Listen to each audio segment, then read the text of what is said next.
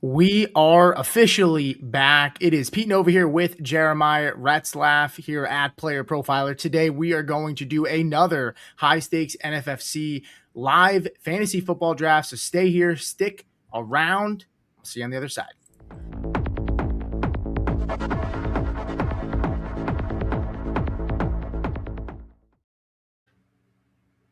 All right, Jeremiah, we are live. And you know what is the craziest thing? I thought this was a draft at 8 o'clock. This draft starts at 8:20. Okay, I thought you were going to drop 9 on me. I just keel over and Yeah, just be a boomer. we're gonna need to kill 20 minutes worth of time right now. Yeah, we can You think absolutely do that. you think we can do that? We Absolutely, probably absolutely. Well, let's talk, Pete. Before we get into tonight's draft, let's talk about last week where at the wraparound we had Team 11 on the wraparound second round pick early at the 2-2. I go Emeka Ibuka. Pete, today we get that news that Emeka Ibuka was it a toe injury that finally came out? There was concern about a high ankle sprain. What's your level of concern? Me personally, I'm not so worried, but I'd like to hear your thoughts because I want to poke through my biases. I got a lot of love for Emeka Ibuka, and just to sort out any level of worry for you. Yeah, and before we do that, I just want to say hit that thumbs up, hit the like button, and subscribe if you're not already. We see 7 people here on YouTube. We see some guys here on Twitter. Got King. We got Justin in the house as well. Ask any questions that you have. You guys got us for 20 minutes before the draft starts. And then once the draft starts, we'll continue to answer questions, but we'll also kind of do our normal thing, given the analysis and so on and so forth. So we'll get into that. Keep loading up the questions. I see Kyle. I see Justin. Keep asking those questions. We'll get to those in 1 second. To answer Jeremiah's question about Emeka Egbuka. So yeah, Egbuka or Emeka Egbuka left practice today with a lower body injury. He was kind of rolled up on it, sounds like, on some sort of maybe jet sweep or some end around. And it sounds like it was a toe injury. At first, it was nerve wracking because people thought maybe high ankle sprain. And if you're talking high ankle sprain, we're talking 4 to 6 weeks. And then we're bleeding into like the first 2-3 weeks of the season. Thankfully, not that, but a little bit of concern that it could be like a turf toe. If it is a turf toe, that's one of those nagging injuries, Jeremiah, that like typically just doesn't get better unless you just rest it. Not as bad as a high ankle sprain. I would expect him, even if he has turf toe, to come back and be ready for week 1. But he could miss some time here in camp. But I'd much rather it be that than the high ankle sprain. In the meantime, you're going to get some hype for people like Ted Hurst, Jalen McMillan, Chris Godwin. I was talking about him last night on another show. He's ready to crush Pete right out of the slot. He garners something like a 33% target rate out of the slot versus 21% when he's out wide. So another player that you may want to click on tonight would be Chris Godwin. He's presented a lot of value. Now, Pete, for the draft tonight, what's the slot? In the last 2 drafts that we've had, we've been able to go at the 111. Is there something different, something changed? I know we have Derby style and we have the 3rd round reversal to account for. So where did we end up?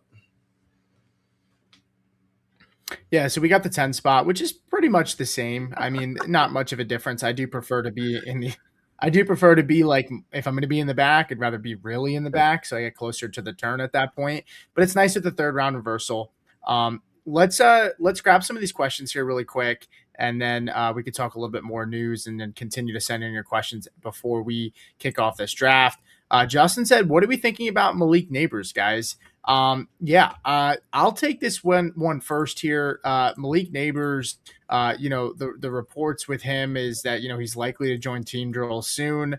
Coach Harbaugh said on Wednesday that they're going to mix him into team drills as early as next week. So that's a positive sign. Also, hold on. So the draft actually started. So we'll get to these questions. I swear it's at 23 minutes, and then the clock just randomly just shifted to the draft starting. So I'm about to be on the clock. So we'll get to neighbors in just a second. We'll get to neighbors in a second. Let me. Oh, geez, I was not expecting that. We'll cover him. We'll cover Malik Neighbors once he gets drafted. At the 110, Pete, ADP wise, it would be somebody like James Cook. I know we've come away with him before. So in the queue for you. Are you on the clock yet?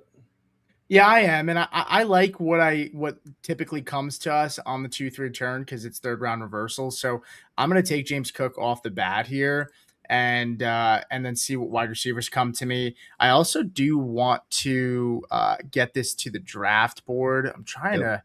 trying to remember how do we. I think it's the roster grid right here. Yeah, here we go. And while you're sorting that out, Pete, maybe there could be some leeway and lean towards Malik Neighbors in round two. I think he's worthy of a round two pick because to Mhm. me, Malik Neighbors is a round one player. We'll see if he comes back to you. People will go and snipe and get their guy immediately. And then we've heard a lot about the Buffalo Bills incorporating more of the pass game for James Cook. And I think that would just vault him up so much because what would be the pop in the balloon for somebody like James Cook? It would be, hey, you don't hit your touchdown metrics, you don't hit the yardage like you should, almost like a player in a standard league. Because if you're not getting the PPR, the receptions, that efficiency, if it dips at all, it really hurts you and then you plummet. I mean, we've seen somebody like Kyron Williams go from 21 to 17 to 15 fantasy points per game the last 3 seasons. So if there's any kind of chipping away, that can really tank somebody's value like James Cook. Granted, Cook runs pure on touchdowns, the yardage, the RPO lanes that are there with Josh Allen. But to hear this extra goodness, and this is a PPR format in which we're drafting, Pete, how high are you on James Cook in the event that he's more of a PPR player in the reception game? Would you take, and there goes Malik Neighbors, oh, we got him, cool, and we'll talk about him. Do Yeah. you go James Cook if you were assured 40 to 50 receptions over somebody like Jonathan Taylor, or do you still keep Jonathan Taylor ahead of James Cook because JT already has some reception tools in his bag? Yeah, I'm high on Cook this year. The drumbeat for him has been nice in terms of just, there was talk about the system and, could we see more passing work? Alec Brasky of Sports Illustrated did report that anytime you can get the ball in Cook's hands, you got obviously a chance for a big play, is what Carmichael said on Monday. And they talked about how they see value in not just the run game, but the pass game as well. And Carmichael is somebody who we've seen, get the ball in his running back's hands in space in the passing game. So I think we can expect that for James Cook. I have James Cook and Jonathan Taylor like neck and neck right now. JT at 8, Cook at 9. I'm totally fine getting exposure to both guys. I will say I have clicked Cook more than I have Taylor, even though I have Taylor one spot ahead of Cook. So it's rather close. I did start off here James Cook, Malik Neighbors. So let's just talk Malik Neighbors at least for a second here, and then we'll go back and we'll answer some of these questions as it snakes back to us here. But with Neighbors, like I have Neighbors, and I just took him at the third spot in the second round, but I have Malik Neighbors ranked as my 11th ranked player right now in fantasy. I have him as a 1-2 guy. I'm looking at it as, look, Neighbors may start the season off a little bit slow, just because he might not be 100% healthy, but the reports seem really good. He looks healthy. Looks like he's running around well, and I'm thinking second half of the season, that stretch. I'm excited to get him back for that when he starts to kind of rev up and get 100%. So you could wait on Neighbors. That's totally fine, and I'll mix in a little bit of Neighbors and AJ Brown. And I know this feels like a high pick to take Yes. Neighbors, but ultimately for me, like I don't mind taking that upside swing. And you're looking for differentiation, and Cook and Neighbors are a little bit of a different build to start. So I feel pretty confident in Neighbors. Let's grab, Jay, some of these questions. You can answer this one here from Kyle. He said, how do we like week 17 Mendoza and Beck stack? So I guess Arizona versus the Raiders week 17 here. He's asking if we like that stack between those guys. I don't know, Jay. What do you think? It's going to be low owned, low rostered. Yeah. You're going to be ahead of the field. It's a back end, late round pick. In the event that somebody like a Beck hits, you are varied versus a field. And then, of course, you have Fernando Mendoza, who, look, if their bye week is week 13, they have a 5.5 over under win total, the Raiders. I'm sitting there thinking it could be midseason when Mendoza starts playing. But then towards the back half, nearer to the bye, we may end up seeing the first start for somebody like Fernando Mendoza. I lean towards Mendoza starting earlier than later. Then again, let's look at that Week 17 matchup against the Cardinals. I know the Cardinals are the lowest. Vegas is pricing the lowest totals. Okay, depending on what sportsbook you have, the Cardinals are a bottom 5, maybe even bottom 1 offense, depending on what book you're looking at for points per game. But that environment for Week 17 is tremendous. The weather's going to be perfect. It's going to be in the dome at least, or some kind of good weather there. And they should let it fly. And by then, we're thinking maybe Jeremiah Love and Ashton Janty should be competing, dueling back and forth. Just throwing the names out, Brock Bowers, Michael Wilson, Trey McBride. There's so many, running back battles, tight end battles. That's going to be a phenomenal game. It'll be interesting to see if we get Carson Beck on the other side to Fernando Mendoza. So like where your head's at, it's a very contrarian, low rostered play. And in the event that you advance, that's going to be a low rostered stack versus, okay, what's the most common, Pete? Drake May and AJ Brown. Yeah, Drake May, AJ Brown is a fun stack. I'm kind of with you in that, like, that's not if you're looking for uniqueness, I think it's fine to go take a Mendoza Beck stack. It's going to be really cheap. They're going to be two players that, like you said, low owned. So it's interesting, and you feel like it's a garbage time game. There could be some big points, two really bad defenses at the end of the year. So I think that's fine. I do want to highlight before we get to the next question here. I take Josh Allen. I typically don't draft quarterbacks this high, Jay. But I think I don't really have much exposure to Allen. I like DJ Moore a lot, so I wouldn't mind grabbing him on the turn coming back to us if he makes it back to us on that stack. But I like just grabbing Allen. His pieces are cheap. I have Cook, so I get some stack there. And ultimately, in these big tournaments, like you need those elite quarterbacks if you really want to win the big money, right? You can get away with winning your league, with maybe not the top 5 quarterbacks, right? You can get away with it, but in a big tournament, like, you need those guys to hit. So I don't mind taking a chance. Not really taking a chance, but taking Allen here at this spot. So that was kind of my kind of thought. That was kind of my thought there, and I could still grab like Jackson Dart later on to pair with Neighbors.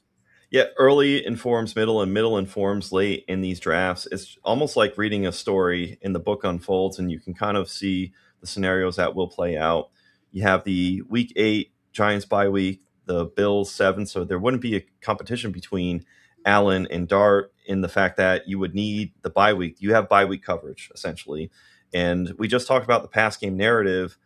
One of the coolest things, this happens in DFS, it's a principle that'll work, is, hey, if you have the running back and the quarterback, you're accounting for all the team's points in theory that they score, because the connection of handing the ball off, there's a touchdown there accounted for. Then, of course, the passing, you've got the quarterback. But then when it really hits and you connect quarterback to running back for a receiving touchdown, you're just blowing up. So that we talked about stack share of Mendoza and Beck, AJ Brown, Drake May. That would be, for such a expensive piece on the team, 2 players on the team, this would be somewhat, I'd be interested. I think this would be a medium level of, variance as far as versus a field. You have a little bit of differentiation. And the cool thing is, whether you get Dart or not, hey, it remains to be seen. Everybody has the same board. You have players that set up who your stack partners could be. But the cool thing that you opened up, you mentioned DJ Moore, but I also like the fact that, Pete, if you do miss DJ Moore, you could go in and get some Dalton Kincaid much later. Then what if Dalton Kincaid is a primary pass catcher in Buffalo? Any thought to, because I've talked to you before about Brenton Strange and Parker Washington, where, hey, Brenton Strange might hit a little bit more than we like for Parker Washington.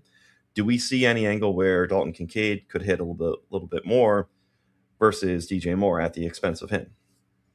Yeah, for DJ, I don't see it as much, just because I think Shakir is really the one that gets eaten up more than I would for DJ. I think DJ can play a little bit more on the outside, in that more flanker Z kind of role. He's not going to really be that X. It's going to be Keon Coleman. It's just going to be the sacrificial guy all year. I do want to also mention Chicago and the Bills play week 1 of week 15. Now, in this scenario, we're talking accumulating points, right? So, at that point, it's not really like pods in, best ball for some other places where you'll draft, where it's like, hey, I got to score high to move to the next round. But interesting that, they get Chicago. DJ Moore going to be playing against his old team. It's going to be against a really poor defense. So that'll be fun to see week 15. And they also get Miami week 17. They do get Denver week 16 as well, which is a tough defense, but I'm sure Josh Allen and them are looking for some payback after that tough loss in the playoffs, Jay. But let's transition to some more questions here. Keep sending them in, guys. Justin said, I just traded for Jaden Daniels in Dynasty. How do we feel about him this year and beyond?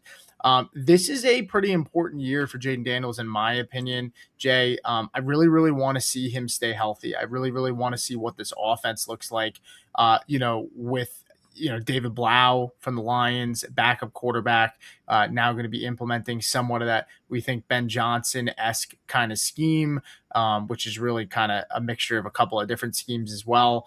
But ultimately, that's going to be big. It can Jaden Daniels stay on the field? He hasn't really proven to us in the first 2 years of his career that he can stay healthy, Jay. And while the upside and the ceiling is there, it could be kind of one of those things where it's like, hey, is he kind of in that Joe Burrow-ish like spot where he's really more of like quarterback 5-6 territory than he is top 3 because he can't stay healthy and on the field. So I think it's an important year. Also interesting to see how they utilize him, and how they go about deploying him as a runner versus years past. Well, recall coming in to the NFL, there was all the hype of what Jaden Daniels did at LSU with the VR video glasses, where he would just really have cool simulation plays, and we've seen how lethal he is as a passer. My only pushback frustration is, my God, lift a damn weight.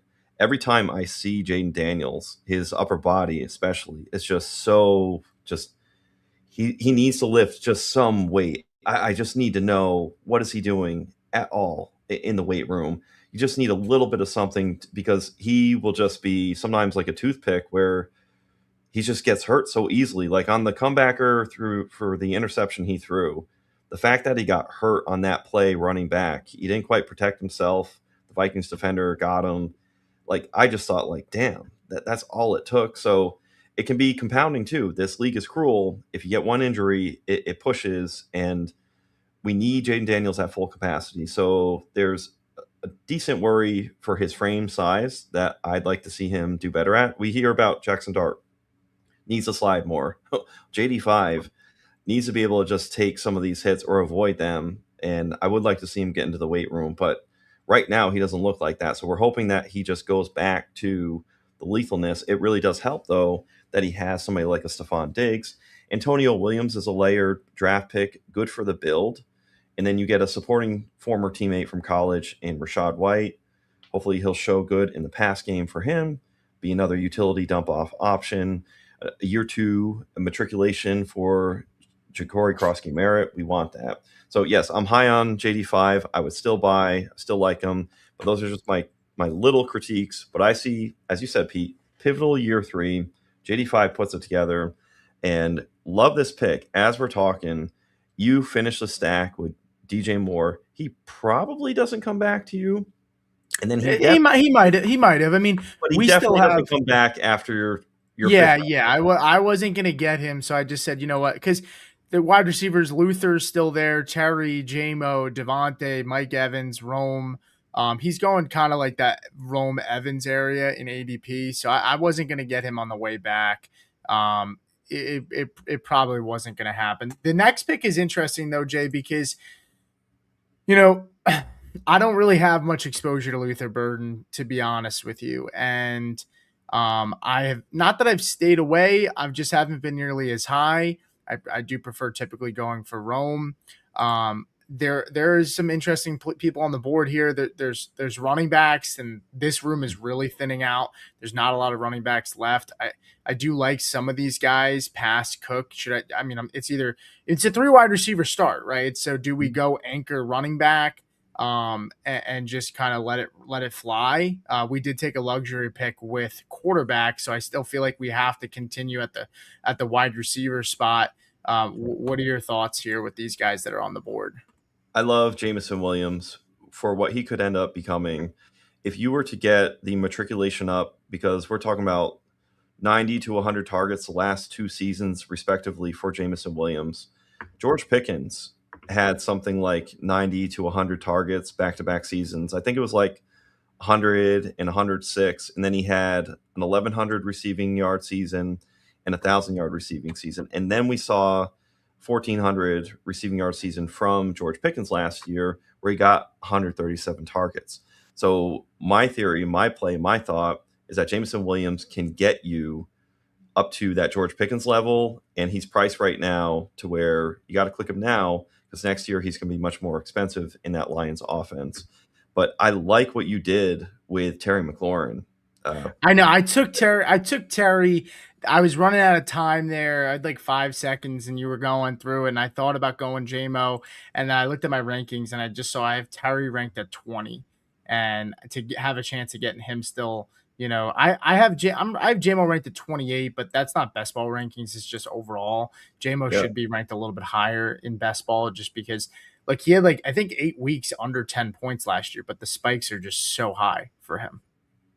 And then you also open up it's another vein, another artery to JD5, as we talked about him a moment ago. Now the whole board, yes, you can all who are listening go and select him, and that's fine. We make moves for moves. The one correlation conflict would be the Commanders and the Bills have a week 7 bye, but we would have to get there when it presents itself. And then also last week, Pete, we took Baker Mayfield, Kyler Murray, and then we took some upside stabs at QB3, Mac Jones and Jalen Milrow. So going into the season, 2 guaranteed starters in last week's draft. This week's draft, if you were to have the competing bye weeks, you would certainly need a third quarterback. Are you of the mind that we may come away with 3 quarterbacks? I know it's early now.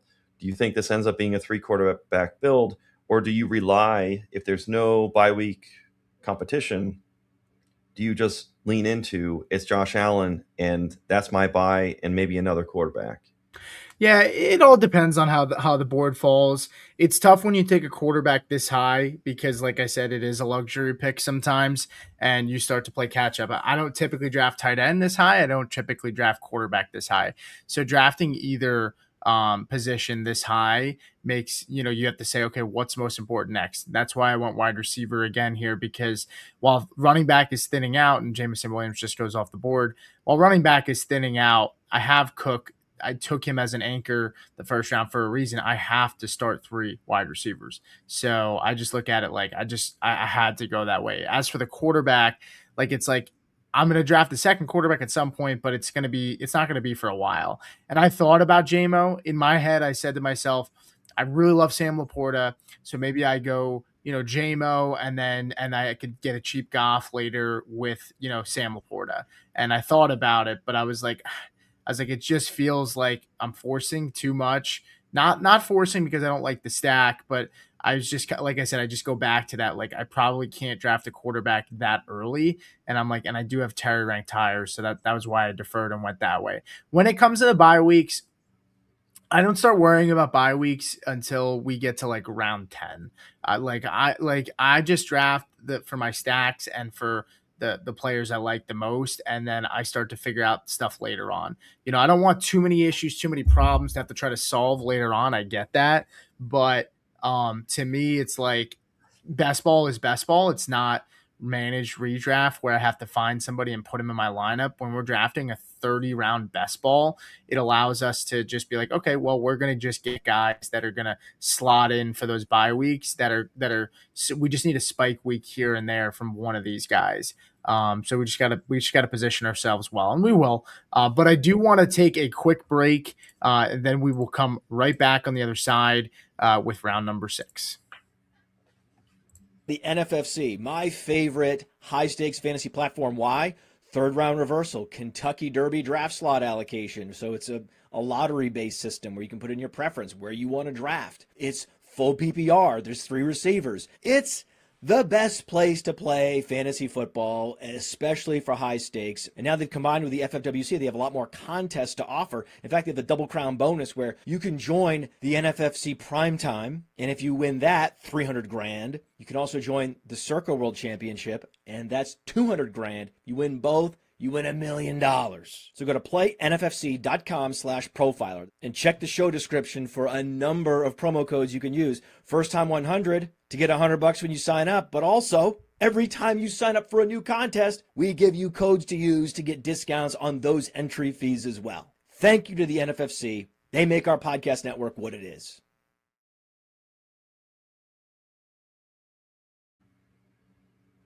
All right, we are back, and yeah, shout out to the NFFC. We typically on these shows, we've done a little bit of a better job at doing the opening and then talking a little bit about it, but we got a little tripped up there because we did think that the draft was starting 20 minutes later than we started, and so it kind of put us in a weird spot, and we had to kind of flip back. But again, thank you to the NFFC for sponsoring us. Great sponsor. Again, do want to make sure you guys know you can use first time 100 at registration for $100 off a draft that's $150 or more. So in this, you're only paying $50 to draft in this $150 league. For those that don't know, this is the best ball championship for NFFC. 12 teams, 30 rounds. It's a third round reversal. It pays out to the top three in each league that drafts. That would be 800 to first, 800 to first, and then so on and so forth for second and third. And then there's $30,000 up at the top for the grand prize. So the number one team in all of the leagues combined with the top score. So there's going to be 2,760 teams, and so the prizes are based off of that with 230 leagues. So it goes all 17 weeks, cumulative scoring, third round reversal, a lot of fun. This is our third one that we've done together, Jay. We're going to do another one next week. So if you guys do want to draft with us, you can. Jeremiah is going to be in the drafting hole while I co-host with him in the sidecar. So it's going to be a lot of fun, Jay. That draft next week is that going to be Wednesday or Thursday next week? We'll see. I'll have to recall. I know the number is 18, so I think it's the 18th, and that pulls up in our calendar as that's Tuesday. Yep. Okay. Yep. Yeah. So that'll be next Tuesday. So if you guys do want to draft with us, you can. If you've already drafted on this, you could also use Profiler 15, Profiler 25, Profiler 100, Profiler 150. It's all in the show description, where you can go check out all those promo codes as well. Jay, we are back on the clock, and gotta say it's shaping up to be interesting. Sam Laporta does just go, and Laporta is a guy that I wanted, but I'm okay not getting him. Do you want to talk about a really mispriced player once I take this next pick here? Some of these wide receivers sticking out: Marvin Harrison Jr., BTJ, Cortland Sutton, Alec Pierce. This is a range of wide receivers I just don't really care for. What I will say is Trevor Henderson comes back to me, Jay, which really, really, really surprised by that. I mean, his ADP is 50 and he falls to pick 70. I know there was some Ramondre Stevenson hype a little bit on the timeline today in the joint practices. He made some plays and looked really good, but not really sure why Trevor Henderson falling to pick 70 behind guys like Jalen Warren, Bucky Irving, Jordarian Price. I know there's some risk there with Trevion because Ramondre is a really good player, Jay, but in a best ball format, we're talking upside, we're talking ceiling. To get Trevor Henderson in round 6, late round 6, is just not what I was expecting, especially when I took a luxury pick with Josh Allen. And I considered taking him when I took Terry McLaurin, which was, over 12 picks ago. So surprising to me.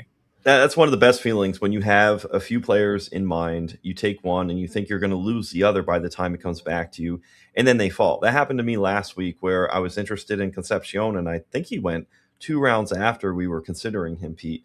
But the stimulus for Travion Henderson falling is we're getting a little bit of buzz that he's still struggling with some pass protection in training camp. So that carries enough weight because it brings people back to the memory of he couldn't get on the field and bust through. And then you had, I think it was like a 25-3 carry share in that Denver Broncos game where Ramondre Stevenson just dominated touches. And that sticks with people. And if that murmur comes back up it's going to depress the price. And the beauty is you're in round 5 with Travion Henderson. It's like a Shawn Michaels super kick pick, because if he ends up hitting his ceiling, he's up in the range where Jahmyr Gibbs and Bijan Robinson are next year, because it's the Jahmyr Gibbs kind of skill set that we love for Travion Henderson. So you are paying up to a degree still, but for him to fall from where he was, Travion Henderson, this is a phenomenal value. And the beauty is we're not starting Travion Henderson in week 1. He can hit our lineup in week 1, but as you alluded to, Pete, we don't have to start or sit players. We can just let it fall where it may. So maybe week 1, Travion Henderson in the first few weeks doesn't hit, and there goes Ramondre Stevenson. But maybe a couple of backs that you end up hitting the lineup for the RB2 spot, or end up hitting a flex spot for you. And we see you go with Jonathan Brooks. Thank you. That's a great pick. So talk about that and tell me if you had any more on the Travion Henderson angle. I don't have much more on the Henderson angle. This has been a really strange draft. I understand from some aspect, like, you know, Team 12 going here and they take Justin Herbert, and then they come back around and take Dak. They took an unstacked Herbert. Maybe they're going for you know, Trey Harris or, you know, Quentin Johnston. Yep. But Jaden Daniels goes off the board as, you know, 1, 2, 3, 4, 5, 6, 7, 8th quarterback off the board. Pretty surprising. We talked about Daniels a little bit to start the show. We had a couple questions on him. I mean, I have Daniels ranked as my QB3. This guy that gets Daniels takes him unstacked, and I don't blame him. I mean, pretty much just saying, hey, this guy just fell to me. He's a great quarterback, and I'll just take him unstacked and just live with it because the upside's there. So pretty interesting. The Caleb Williams owner just before that does have AJ Brown, so I guess that's they have Roma Dunze, so I guess that's part of why they took him. But neither here nor there.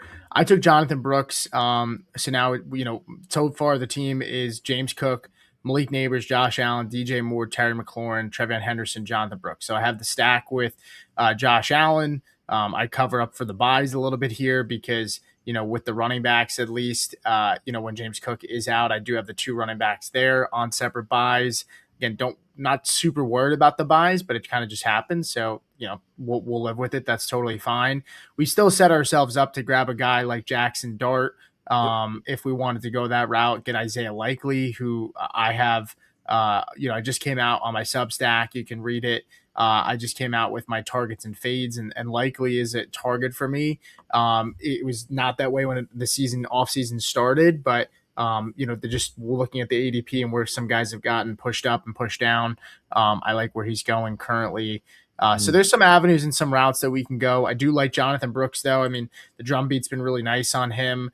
You know, right now, if you are paying attention to what is going on, you know, over there in you know, in that camp, he is sharing the work with Hubbard in next preseason game, and he didn't start in the Hall of Fame game. He didn't even play. So the fact that he's mixing it up with Chuba Hubbard, is a good sign for those that are drafting Jonathan Brooks. And he is going pretty high in drafts, Jay. So I didn't mind taking him there. I don't worry too much about the ADP anymore the way I draft. The only time I really pay attention to ADP, Jay, is when it's like, hey, I really love a player and I know I can wait on him, even though I think maybe the board has mispriced him by 20, 30 spots. You know, that's the only time where I'm like, okay, I'm going to take a chance and still hold off here before I take this guy. But outside of that, I don't mind, you know, shooting my shot on Brooks this high in this draft. Hey, right here, Team 7, I wonder if they go Stephon Diggs. Oh, okay, they didn't go Stephon Diggs. I'll be curious to see if round 9, 10, they go Stephon Diggs to go with Jaden Daniels, because you had mentioned the naked element with Daniels, but with the signing of Stephon Diggs, now that becomes a viable option. Sometimes what will happen, like the person in Team 12 who went Justin Herbert, to not front load your stack and only stack based on what's in front, it ladder down and think of the players who are down in ADP. An example being when we got Josh Allen, we weren't married to DJ Moore. We had the element of you could get a Khalil Shakir or you could get somebody like a Dalton Kincaid. So it'll be interesting to see what Team 7 does there. But I love what you did, Pete, going back to your build. 3 running backs, 3 receivers. You got Josh Allen. Is there any tendency to come away with a quarterback at the 8-9 turn? Or are you going to keep leaning into, probably because it's 3 receiver format, one of these wide receivers? Yeah, I've thought about going a couple different ways. Alec Pierce is falling right now, but I still don't really have much desire to draft him. Tight end wise, there's some guys that have fallen. I still have my guy Dalton Kincaid if I want to take him. Quarterbacks, you got Purdy, you got Jackson Dart. Um, I'm gonna go ahead and I'll just take Jackson Dart here. I was thinking Purdy just because you can still get a cheap stack with him, Debo, and George Kittle. Yep. I just worried that I wouldn't get Kittle on the way back if I didn't take him next round, and I just didn't want to be forced to have to do that. Yep. We still have the option of going Dalton Kincaid if we wanted to get the stack there, but I'm also not going to press it because I'm not the highest on Dalton Kincaid either. So I'm just glad I got Dart. It opens up the ability to, grab. I love the tight ends that are on the board. I mean, Harold Fannin Jr. just went off, but this range of tight ends: Dalton Kincaid, Kittle, Jake Ferguson, Travis Kelce, Isaiah Likely, Dallas Goedert, Andrews. Like I like a lot of those tight ends, so we're kind of set up in a way where we can still get Kincaid, we can still get Likely potentially, and even if we miss out on those guys, like it's a tight end. I'm not worried if I don't get the tight end for my stack either. Now, game theory, when you went into the Jackson Dart pick, in my head, I was thinking, okay, team 12 is not going to go quarterback. So, game theory, what are the chances team 11, O'Brien here, would have gone Jackson Dart? Pete, actually, I think it's good on the front end that you went Jackson Dart before this pick came back to you because they have since gone Jared Goff, say that 10 times really quickly, and Brock Purdy. So, they're going to have to worry about the back stack on the 49ers. But something tells me that they may not have been worried about, if they're not worried about a Brock Purdy back stack later, who's to say they would not have sniped Jackson Dart on you? So great pick, good on you. And there you go. You uneven the 3-3 element at the receiver and running back position. You get your fourth receiver in Mekhi Lemon. We got him last week as well, Pete, at a decent value as well. I love that Mekhi Lemon pick. Do you have any concerns, or do you think he's fallen a little bit in this draft for the fact that he's had, what is it, a hamstring issue, and there's a little bit of a recurring theme where he's off the field? Do you think we're getting any kind of discount there? We have plenty of wide receivers who are falling. Zay Flowers gets her, Emeka Ibuka, and then later Luther Burden. We hear later, oh, they're fine, it's okay. But you're like, please bubble wrap them. Any concern about Mekhi Lemon? And are you loving the value that you have round 9, Mekhi Lemon? Yeah, I buy the fear. Great player. I think the situation. By the way, Dan, we'll get to you, and King, I'll get to you in just a second as well. Keep asking questions if you guys have them. But yeah, Mekhi Lemon at this spot, right? I get him at 102, 101. I get him at 99. Look, for those that don't know, yeah, like Jay said, Lemon appears unlikely to play, in this Eagles,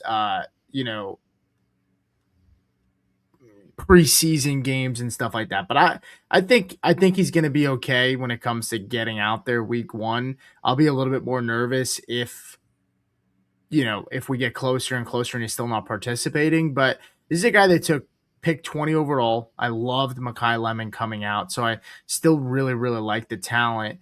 Dontavian Wicks, people are worried about him. Yeah, I think I think Dontavian Wicks is just going to be like a good football player addition. I don't know that he's going to be a volume guy, a guy that's going to eat up a bunch of touches and a bunch of targets. I think when Lemon's out there and he's healthy, he's going to be that number 2 guy. Maybe Goddard's more that number 2 in the red zone, but Lemon's going to be that number 2. I'm not worried, Jay. I mean, and this is where you take those upside shots in a tournament like this, in a player that's a first rounder, top 20 pick in the draft this year, on an offense that we expect to be better than they were last year. And so, yeah, I have no issues, no concerns taking Lemon here. If you're worried about taking a guy like him in a managed league where it's redraft, that I can understand, right? Not knowing when to start him, I get that. In a best ball format like this, though, I don't have concerns. Well, take it. It's week 1. Mekhi Lemon goes 3 for 56. People are shitting bricks because he only has an 8-point performance. And then it's week 2, and Dontavian Wicks connects on 2 large bombs that, hey, are great for some best ball teams and great for your DFS lineups, right? And then it's week 3, and people are just hitting the panic button on Mekhi Lemon. You can absolutely see that happening, but people panic. They're not patient. And here you are, get round 9 Makai Lemon. I love that. While we're drafting again, drafters, make sure you sign up. NFFC, Player Profiler, sponsored. Use promo code FIRSTTIME100 during registration for any $100 off of an initial entry of $150 or more. So again, what we're playing tonight, $150. Your first time registering, you get $100 off. There's $50. You're playing in this high stakes contest where you can win thousands of dollars. And just think of how many redraft leagues where it's $50, right, Pete?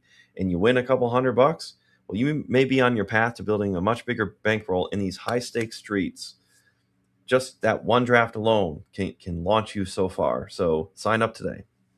Yeah, love that. By the way, Isaiah Likely does go off the board. Didn't make it back to me, but that's okay. Not gonna sweat that too much. Let's get to Dan's question here, guys. And then again, keep sending your questions if you guys have them. He said in redraft 10-man PPR, he wants to know Brock and Carnell Tate or Neighbors and Tucker Craft. I mean, I'm assuming this is Brock Bowers. Yes. Right? Oh, yeah. Yes, Pete. Yeah. It's a tight end and receiver, 4 for 4. The others, and it's Brock and this will happen in Dynasty streets. Do you prefer Brock Bowers or Malik Neighbors? And it could be tight end premium or not. And then Tate and then Neighbors are the receivers that are compared. Brock and Kraft are the tight ends that are compared. The bigger pieces are, of course, Brock and Neighbors, and secondary Tate and Kraft. To me, I like war value, and I sit there and say to myself, Kraft is more likely to eat into Brock's share, and Neighbor's ceiling is going to maintain and abound, whereas the chances of Tate reaching into Neighbor's ceiling is lesser. So by that virtue, I'm getting war value in Kraft eating into Brock Bowers, and I don't see that outweighs to me Tate trying to reach and manifest to Malik Neighbors, because I still think it's wish casting. As much as I love Carnell Tate on Player Profiler, he's right about wide receiver 8 or 9 in the Dynasty ranks. But there's a guy who's had 160 targets, who has 170 to 200 target pace if he's all healthy in a 17-game rookie season for Neighbors. Tate, we're just projecting that. We're still wish casting that. We haven't seen it happen. Give me Neighbors and Kraft. What do you got, Pete?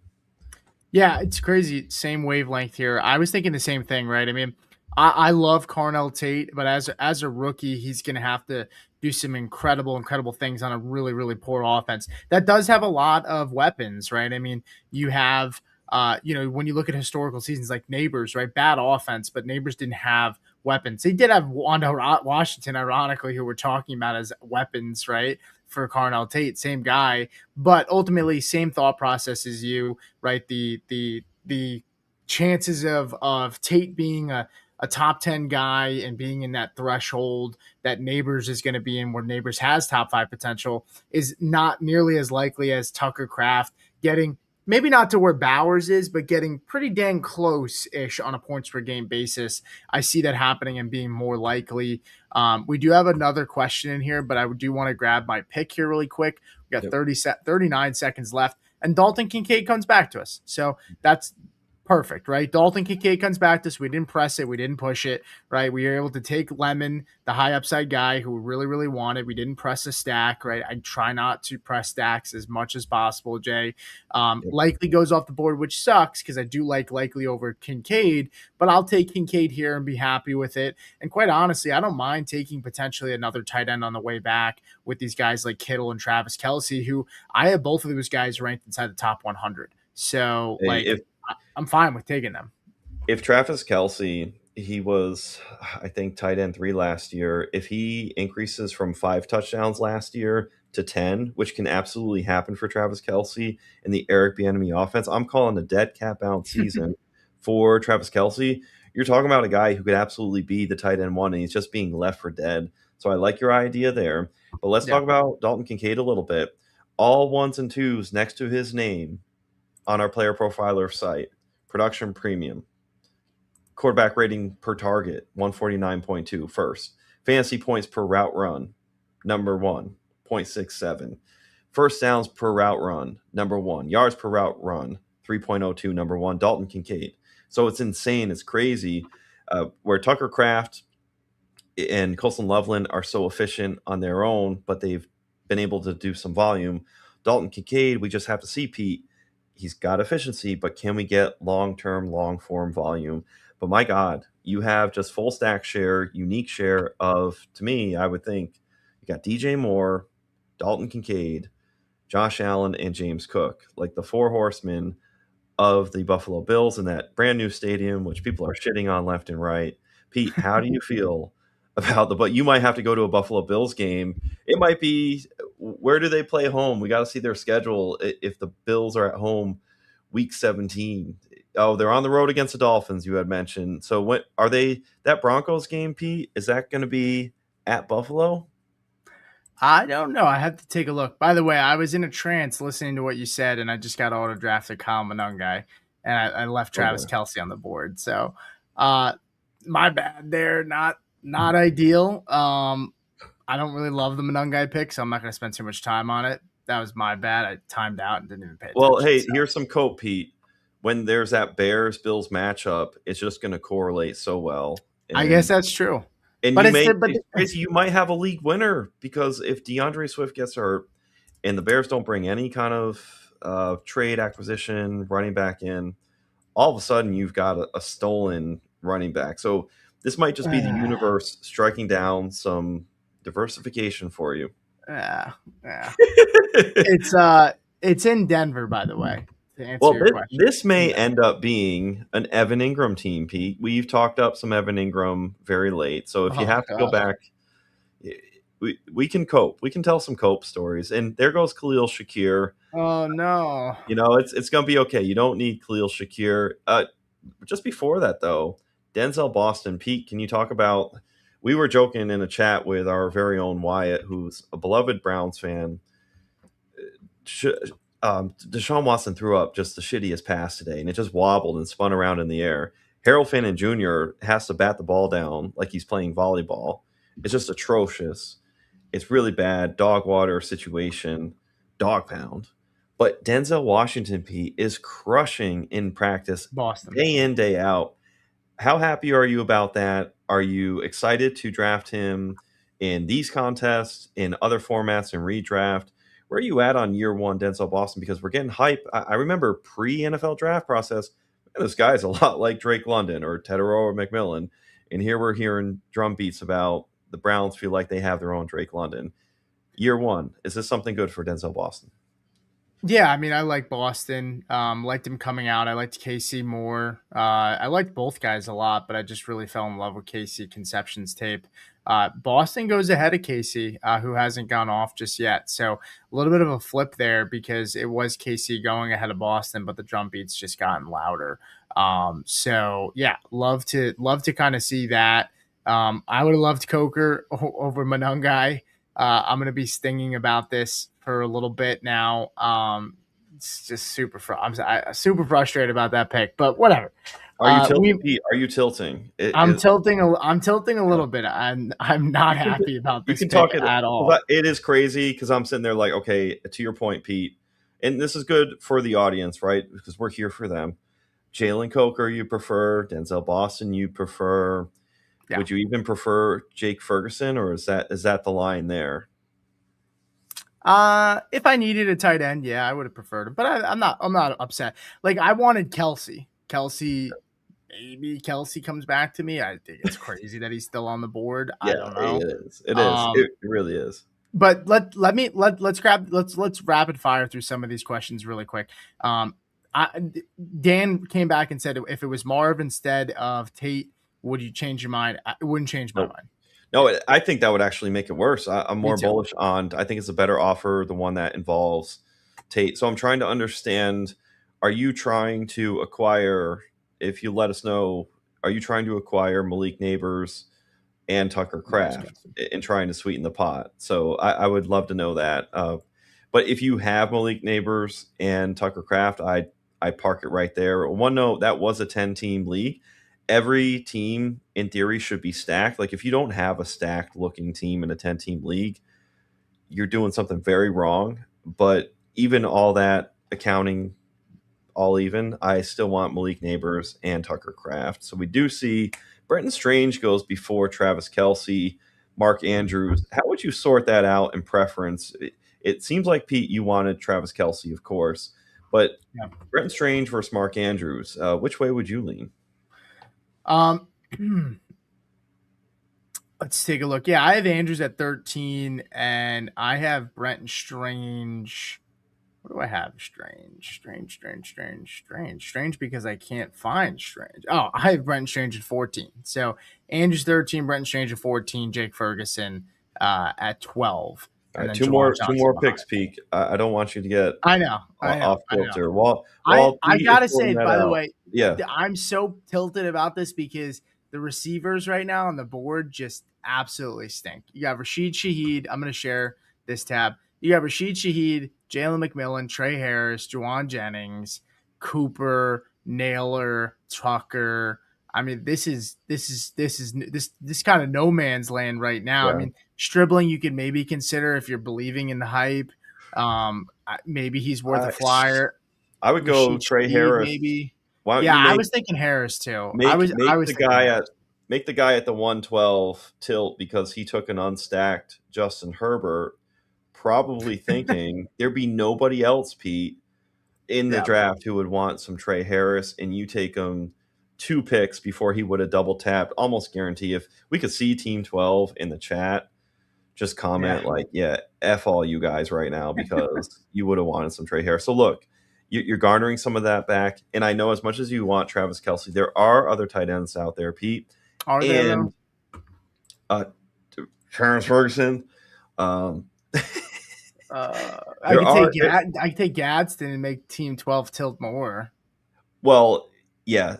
Although they might go, if they take Gaston right now, that's going to tell me that they were for sure interested in probably some combination of Yeah, they were probably trying. You're definitely trying to stack. Well, because they have Prescott, so they really only have Lamb. Ferguson just went off the board, so they just lost Ferguson. Jake, they couldn't stack him. They maybe take Ryan Flournoy. They take Stribling. Okay, Stribling and Bryce. Yeah, it's just a gross team. Really, really gross team. Although man. to go Lamb, Jefferson, and Flowers, I do like that start. Cam Scatterbo round 4. Not so sure. I'm not high on Josh Jacobs just because of everything that's going on around him, and I also think there's other picks that I prefer. I don't know what it is, Pete. I find myself not clicking on Josh. Dude, So hold on. Dude, Harris and Manungai both have week 7 buys as well. To make it even to put more salt in the wound when we're talking about the bye weeks on this team, and I said I didn't care too much. Harris also has a bye week 7, so I gotta fill this up here. Wait, Dallas Cowboys? No, hold on. Are you sure about that? Because Manungai, it says Chicago 10. Oh, 10. Sorry, I was looking at Kincaid. Either way, it doesn't help my situation. I mean, either way, you wish you had Travis Kelce. That's really the crux of it. Yeah, maybe. Who do you want here? Who's in your queue? This is just such a bad grouping of players right now, man. I'm really just not happy with. Hey, scroll down if you need to. You're at a 20 gapper. It's going to be a long time till they come back. Get your guy, man. Oh gosh. Oh man. Shoot, man. I'm gonna go with Juwan Johnson. I'm gonna go take Juwan. I'll take Juwan. I know it's not sexy. I got him ranked 15 though. Tight end position's getting a little thin, and I just whatever. I hate this team already. This is a bad team. It's a bad team.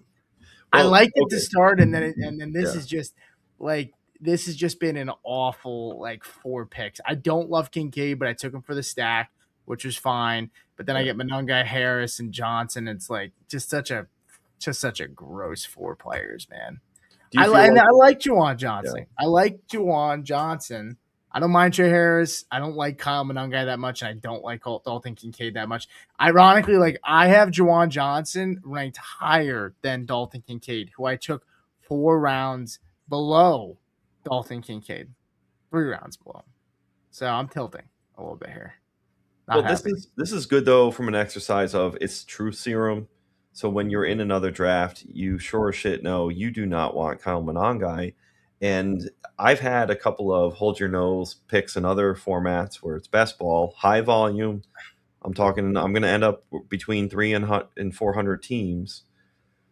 I've clicked a couple comment on guys and I don't love it, but I'm sitting there thinking, well, if he gets 10 to 12 touchdown run out, or if it's the Jamal Williams path, Pete, and he luck boxes into so many inside the 5 yard touchdowns, and the weather gets bad, and November and December football, all of a sudden monsters of the midway, just that momentum where the Bears, they were fifth in team run plays per game last year. So there's opportunity there, plenty, but it just seems like the ceiling won't be there until the event that something were to happen to a DeAndre Swift. So I know what you're thinking. It's such a not sexy pick, I think is the crux of it.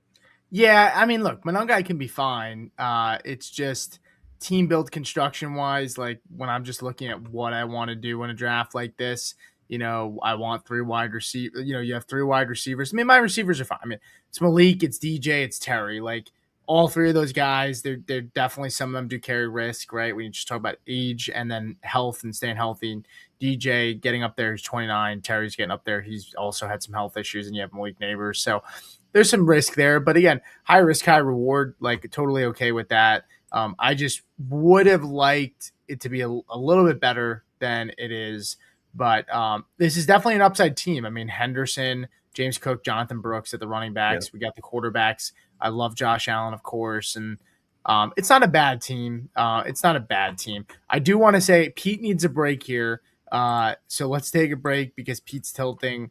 Hopefully Pete is still on screen when we come back. So stick around and we'll see you on the other side. The NFFC, my favorite high stakes fantasy platform. Why? Third round reversal, Kentucky Derby draft slot allocation. So it's a lottery based system where you can put in your preference where you want to draft. It's full PPR. There's 3 receivers. It's the best place to play fantasy football, especially for high stakes. And now they've combined with the FFWC, they have a lot more contests to offer. In fact, they have the Double Crown bonus where you can join the NFFC Primetime, and if you win that, 300 grand. You can also join the Circa World Championship, and that's 200 grand. You win both, you win $1 million. So go to playnffc.com/profiler and check the show description for a number of promo codes you can use. First time 100 to get $100 when you sign up, but also every time you sign up for a new contest, we give you codes to use to get discounts on those entry fees as well. Thank you to the NFFC. They make our podcast network what it is. Hey, Pete, we have somewhat breaking news that has occurred here.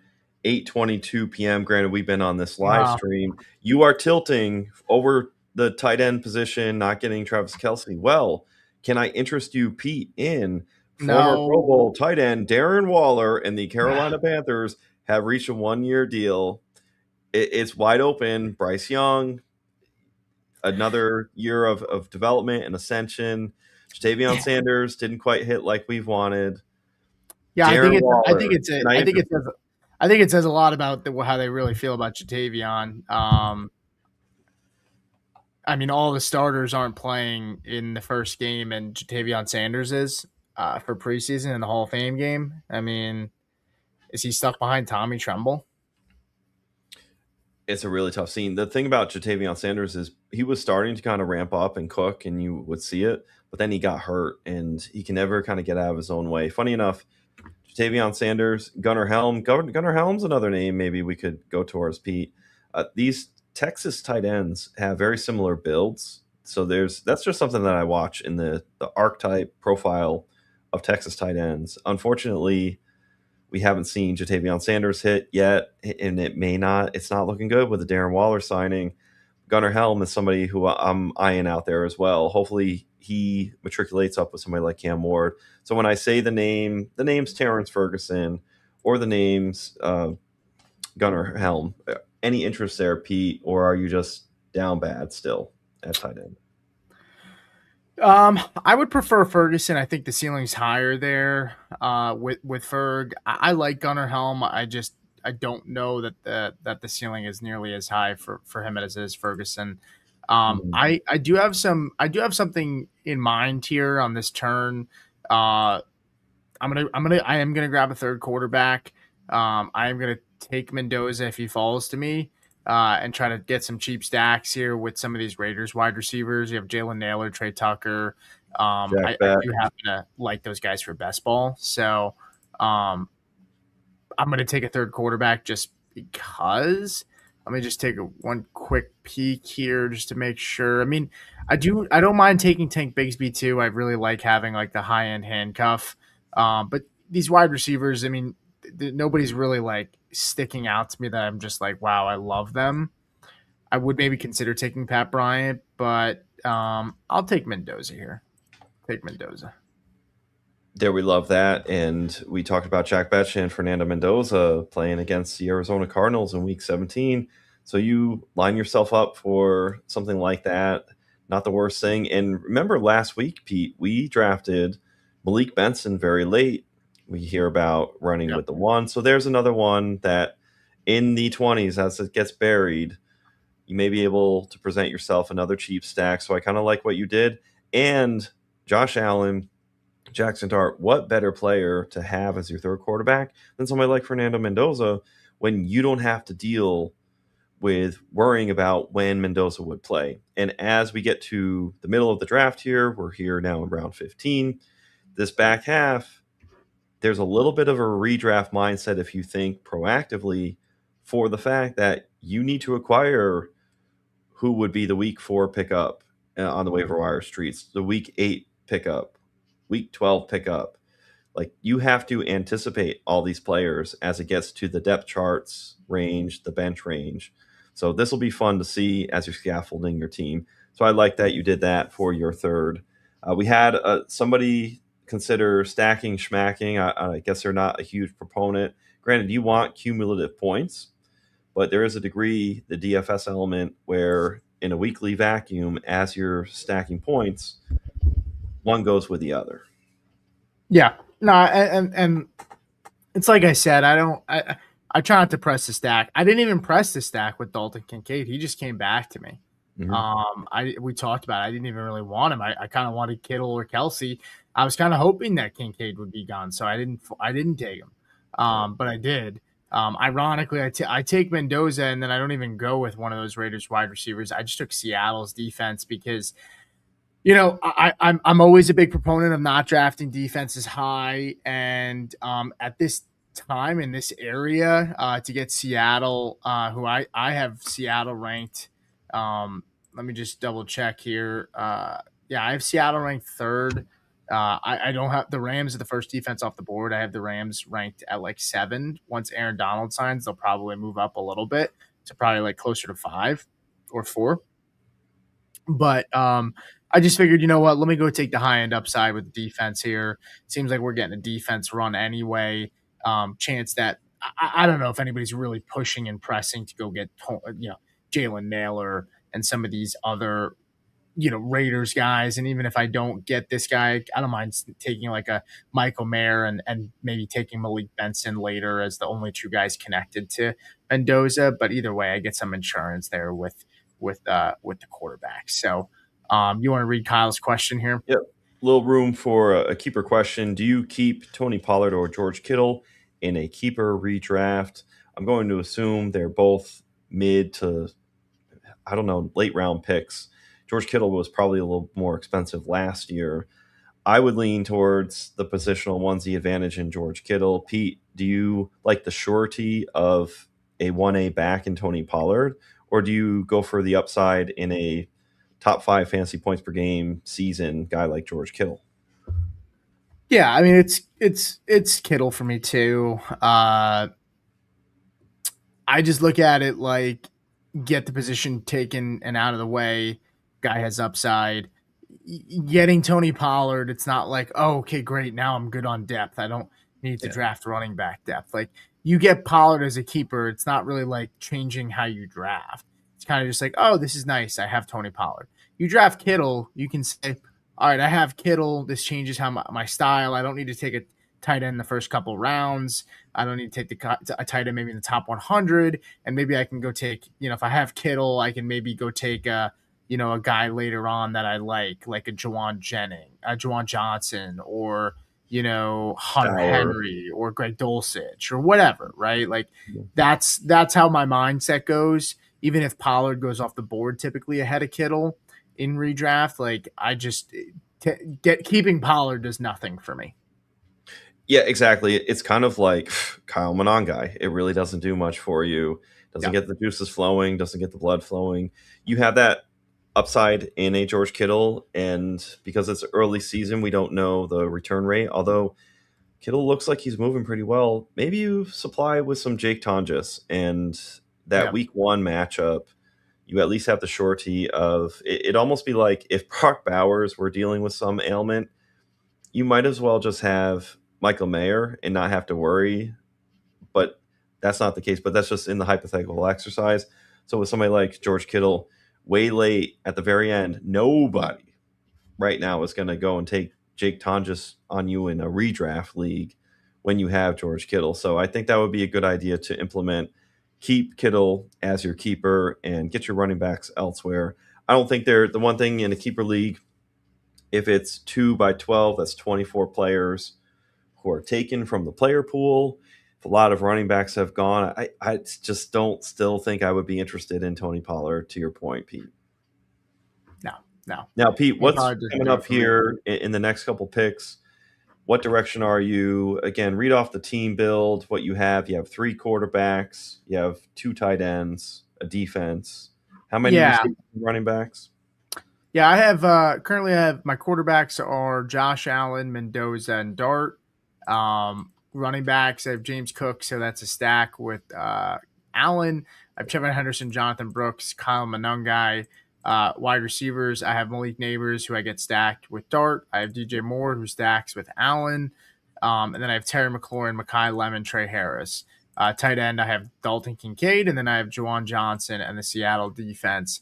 In terms of where I'm going here, Jalen Naylor does come back to me, and so does Trey Tucker. I prefer Jalen Naylor. I'll take Naylor here. Again, just one of those things I didn't press just because I wanted Naylor for the stack. I took the surefire better pick in Seattle.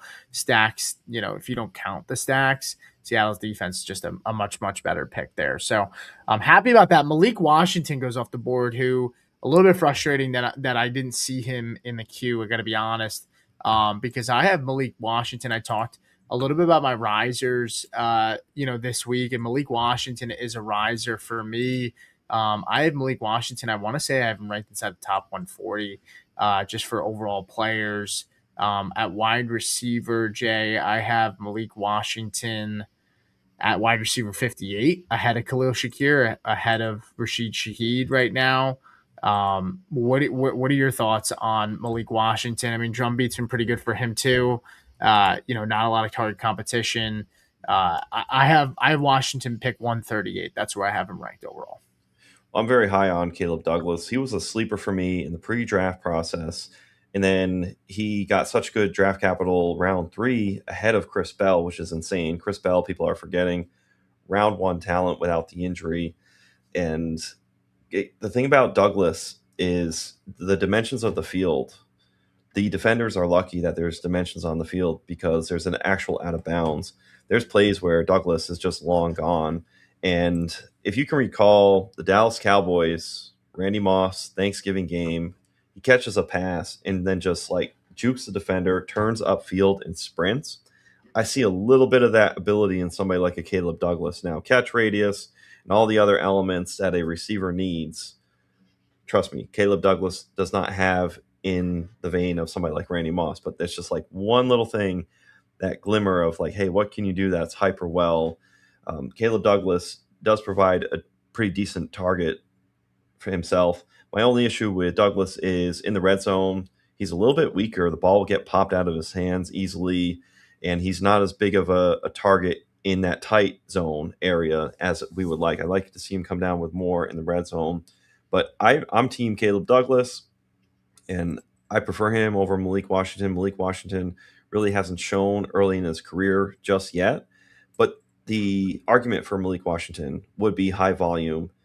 And now that Waddle's out of the way, Tyreek Hill, opportunity abounds. And funny enough, we can make that case, Pete, for every Dolphins player. shy of Devon Achane. He's insulated. But Greg Dulcich, he's just going to get volume because he's a tight end there. It's free. Caleb Douglas, Malik Washington. It's all there for any positional player in this Dolphins offense because you really don't know who's going to separate. So what do you make of, do you think it's Caleb Douglas, or are you of the mind, it sounds like you're of the mind that Malik Washington will be the one in Miami? Yeah, I do think it's going to be Malik Washington.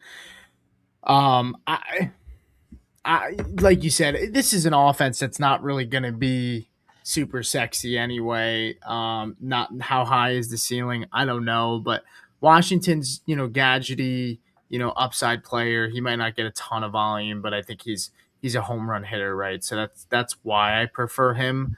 Over him. I do want to say I did just take Travis Hunter, which is not normal for me, but in best ball, I do like taking Travis Hunter. I mean, I'm getting him at like pick 200 here, or like pick 190, 195, Jay. Like, we talk upside.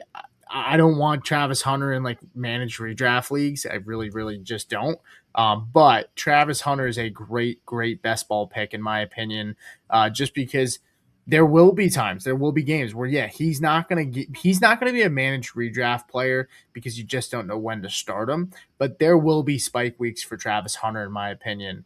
So I'm happy to take him, at the spot and take that risk, Jay.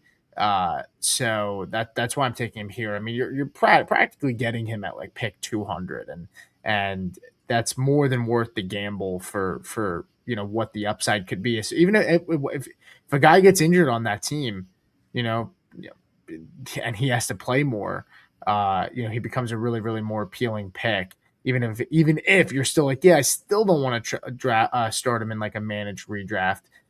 Best ball wise, he becomes a really good pick. So I took him there. I don't really see many guys on the board here that I'm just like, yeah, it's major upside. I mean, Tank Dell was available, Jay. I thought about it, really, really did. Keyshawn Boutte was available. I thought about him as well, but ultimately I just passed and I went with my gut on Hunter.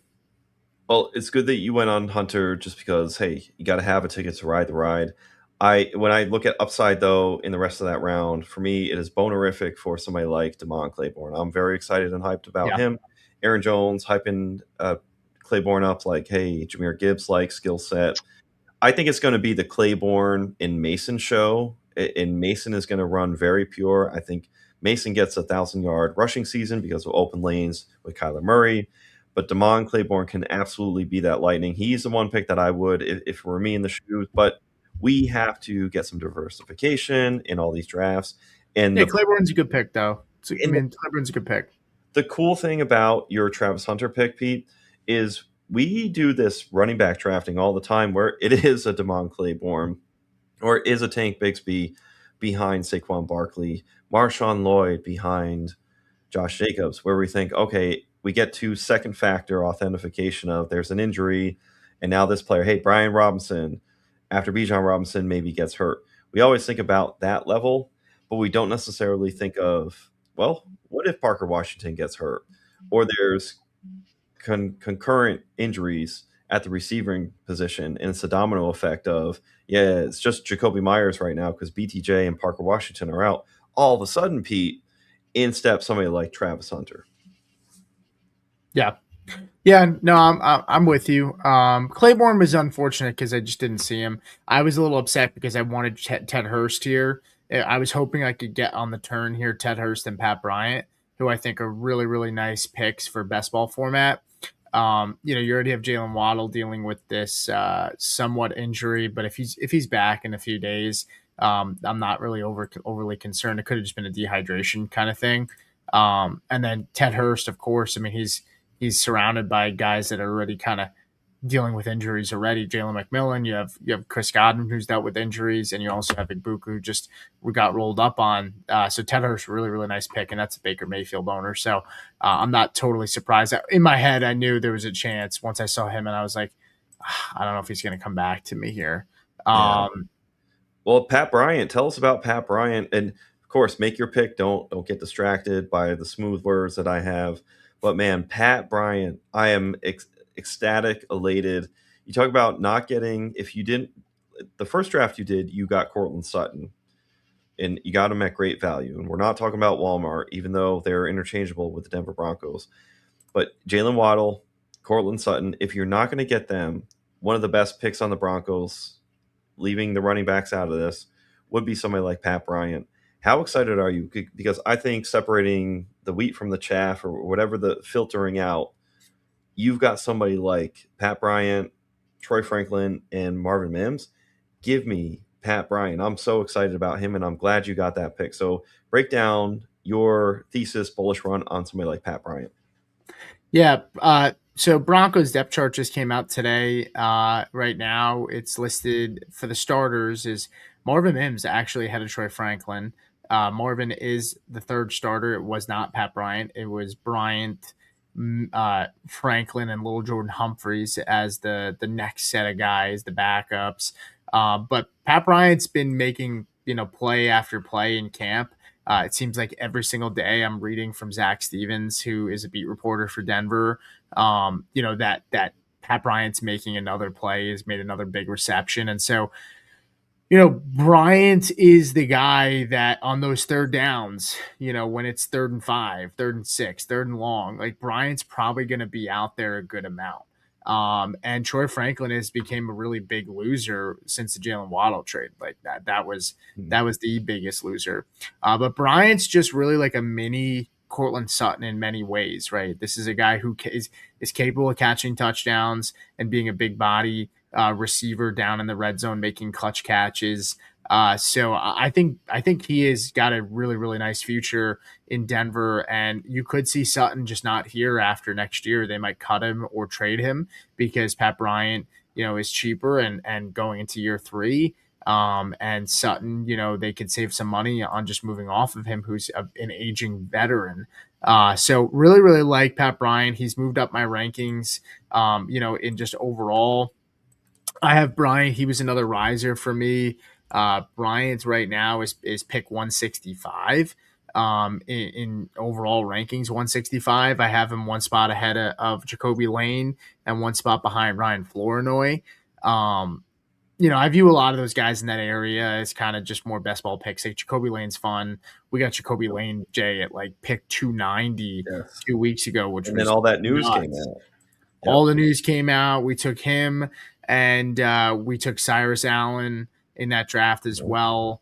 That one was a really, really nice draft, and so I'll have a write up on that later this week. We talked about that already. But yeah, some other guys that go off the board behind. I also did take Kamani Vidal on the turn. I thought between him and Mike Washington, in my head, I said, if Genti goes down, it's really just Mike Washington. But I look at Kamani Vidal, Jay, and I continue to like him over Keaton Mitchell. Keaton Mitchell, I'm still not there on the hype. I do have Kamani Vidal ranked 183. I have Keaton Mitchell ranked at 192. Keaton Mitchell, Jay, went. I'm scrolling up here. Keaton Mitchell, and I'd love to know what your thoughts are on him. Yeah, round 10 for Keaton Mitchell.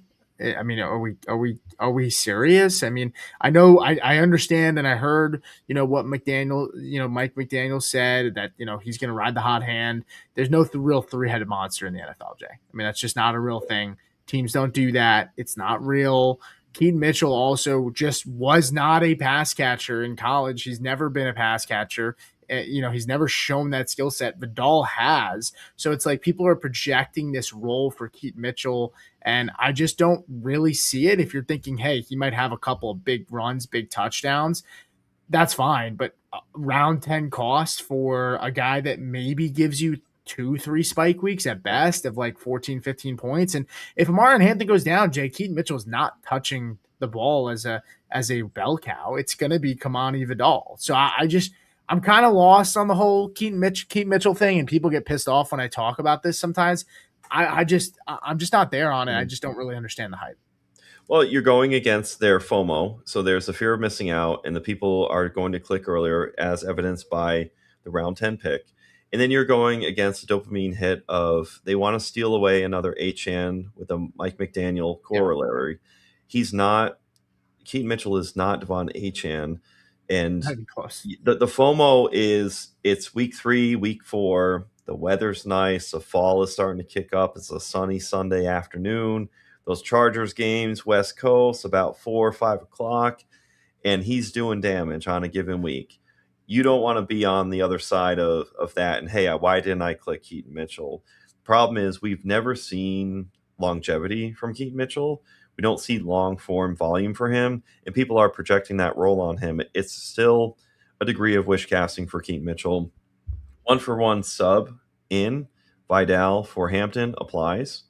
That ancillary role, though, which will be valuable, it is a cap ceiling. Keaton Mitchell, I would almost liken it to like a capped version of RJ Harvey, where RJ Harvey, people aren't talking about the ceiling that RJ Harvey could have in that pass catching role, but people want it for somebody like a Keaton Mitchell. They'll buy it and believe it so much, where 5 out of the last 6 games last year, anywhere from 17 to 22 points was RJ Harvey. Granted, he has some issues north-south running, but people seem to think there's this uncapped ceiling on Keaton Mitchell, but want to cap it with somebody like RJ Harvey. Your thoughts? Yeah, it's a good parallel to kind of make there and connect the two. Harvey, of course, has a little bit of a has more of a role and will have more of a role, and is behind a running back who is just not going to catch the football in J.K. Dobbins. I'm trying to let's remove the big show big sticker. Come on, get off the screen. Where did Harvey go? Because he's been falling. Okay, so RJ goes at 87. Keaton Mitchell goes Two rounds, 2.2, almost 2.5, a little less than 2.5 rounds after RJ Harvey. I mean, that's just I don't know, man. I mean, you're taking Keaton Mitchell over Rico Dowdle. Like, yeah. In what world? In what world are we doing that? Over like, Kyle Monangai. Oh my God. Over Kyle Monangai. If you sat in like round 13, round 14-ish, and you said, I'll take Keaton over Chris Rodriguez, Aaron Jones. Yep. Yeah, like I don't love Keaton Mitchell, but I'm not gonna fight you on it and be like, what are we doing? Like, why are we taking Keaton Mitchell ahead of these guys? That's fine. But I mean, I just don't know. Again, I don't know what the upside case is for Keaton Mitchell outside of a couple of big weeks potentially. And you might say, well, that pays off. That doesn't pay for, if a guy's a complete zero outside of like maybe 2 or 3 weeks, is that really paying off? I mean, what has Keaton Mitchell's biggest days for fantasy been in his career? And people are going to be like, well, Mike McDaniels loves him, and he was stuck behind Derrick Henry. They drafted Amarian Hampton in the first round. And Kamani Vidal was more than capable, Jeremiah, of carrying the workload and catching passes for them last year. So I guess I don't know. I know we're ranting about this, and it's like, what are we doing? But Keaton Mitchell, most touches in a season was 59, and it was 2025, right? He's caught 9, 1, and 9 passes in his career. And we're just projecting him to do what? What are we projecting him to do? And that was behind Derrick Henry, who couldn't catch is not a receiving back. And I get it, Justice Hill was there, but like if Keaton Mitchell can't beat out Justice Hill in the receiving role, why do we think that Keaton Mitchell is just going to get this massive role when Amarian Hampton can catch the football and so can Kamani Vidal? That's exactly it. Both Hampton and Vidal can nuke and, as the kids say, mog Keaton Mitchell, to where Keaton Mitchell cannot mog Amarian Hampton and Kamani Vidal from a duality standpoint, where Keaton Mitchell is not going to be a between the tackles grinder. If Amarian Hampton goes down, it's not full bell cow status. I almost laugh saying it out loud for Keaton Mitchell. It just isn't going to happen. And round 10 price, people are wish casting and baking in ceiling there. So look, I love Achane. Kamani Vidal had 22 targets last year. 22. Exactly. It's a volume issue. We're wish casting and way over projecting volume that isn't there, hasn't been evidenced either. It's an issue. Going back to your Kamani Vidal pick, though, Pete, talk about the process and the layer of your running back build right now. You have Mike Washington Jr.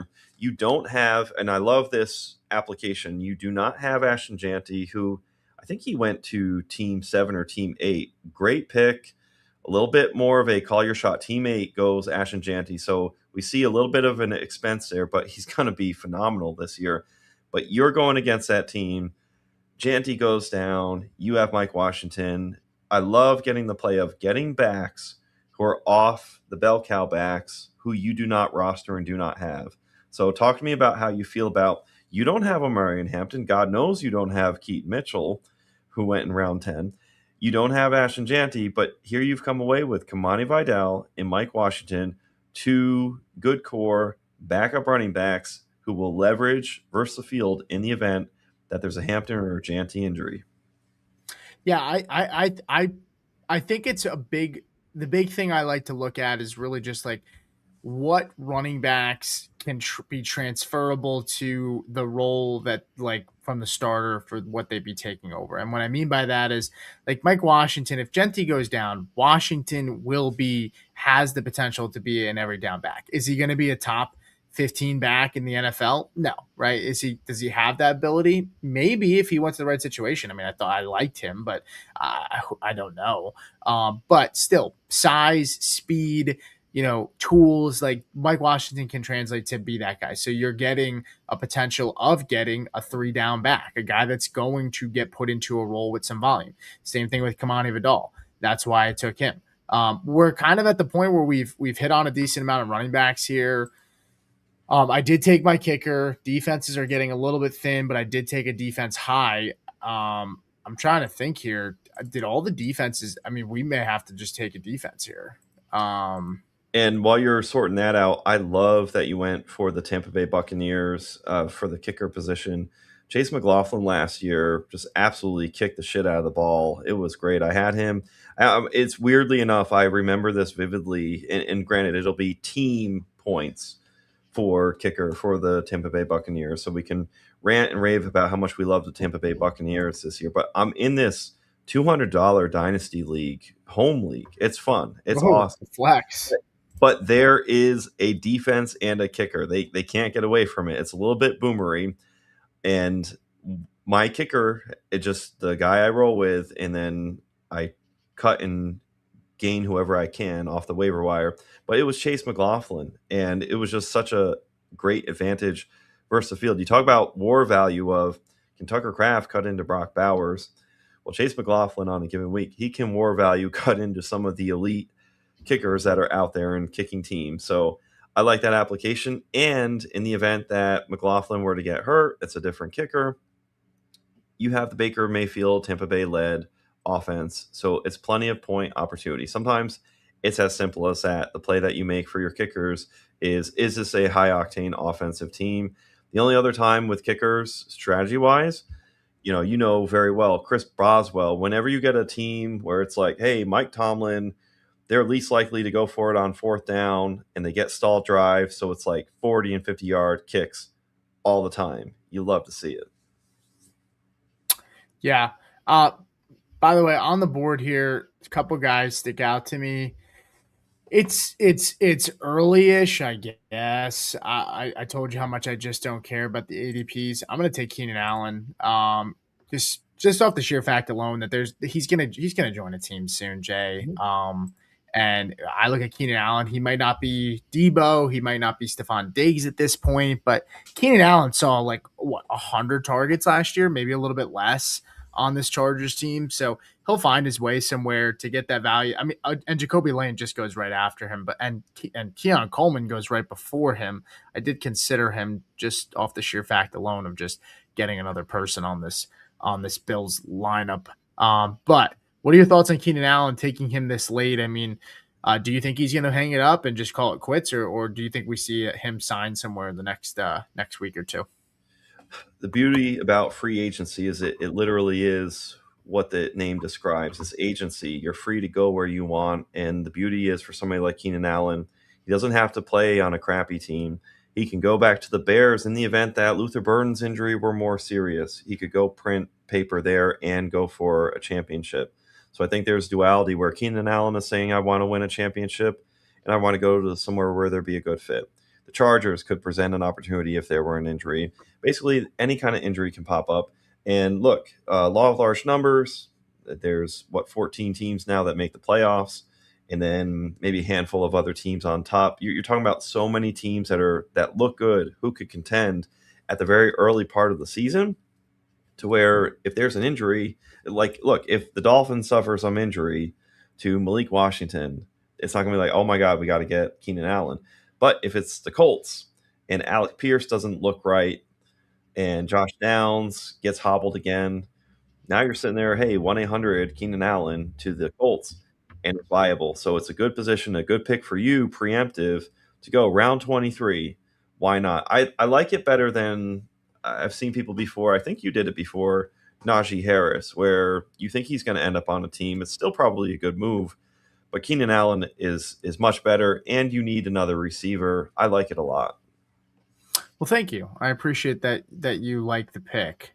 I think Colts make a lot of sense. I feel like we would have probably seen it by now, but we haven't, which has been kind of surprising.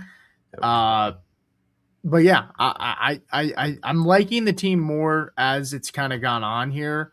It's still tilting about that one grouping because there's just it feels like a big drop off in high end players.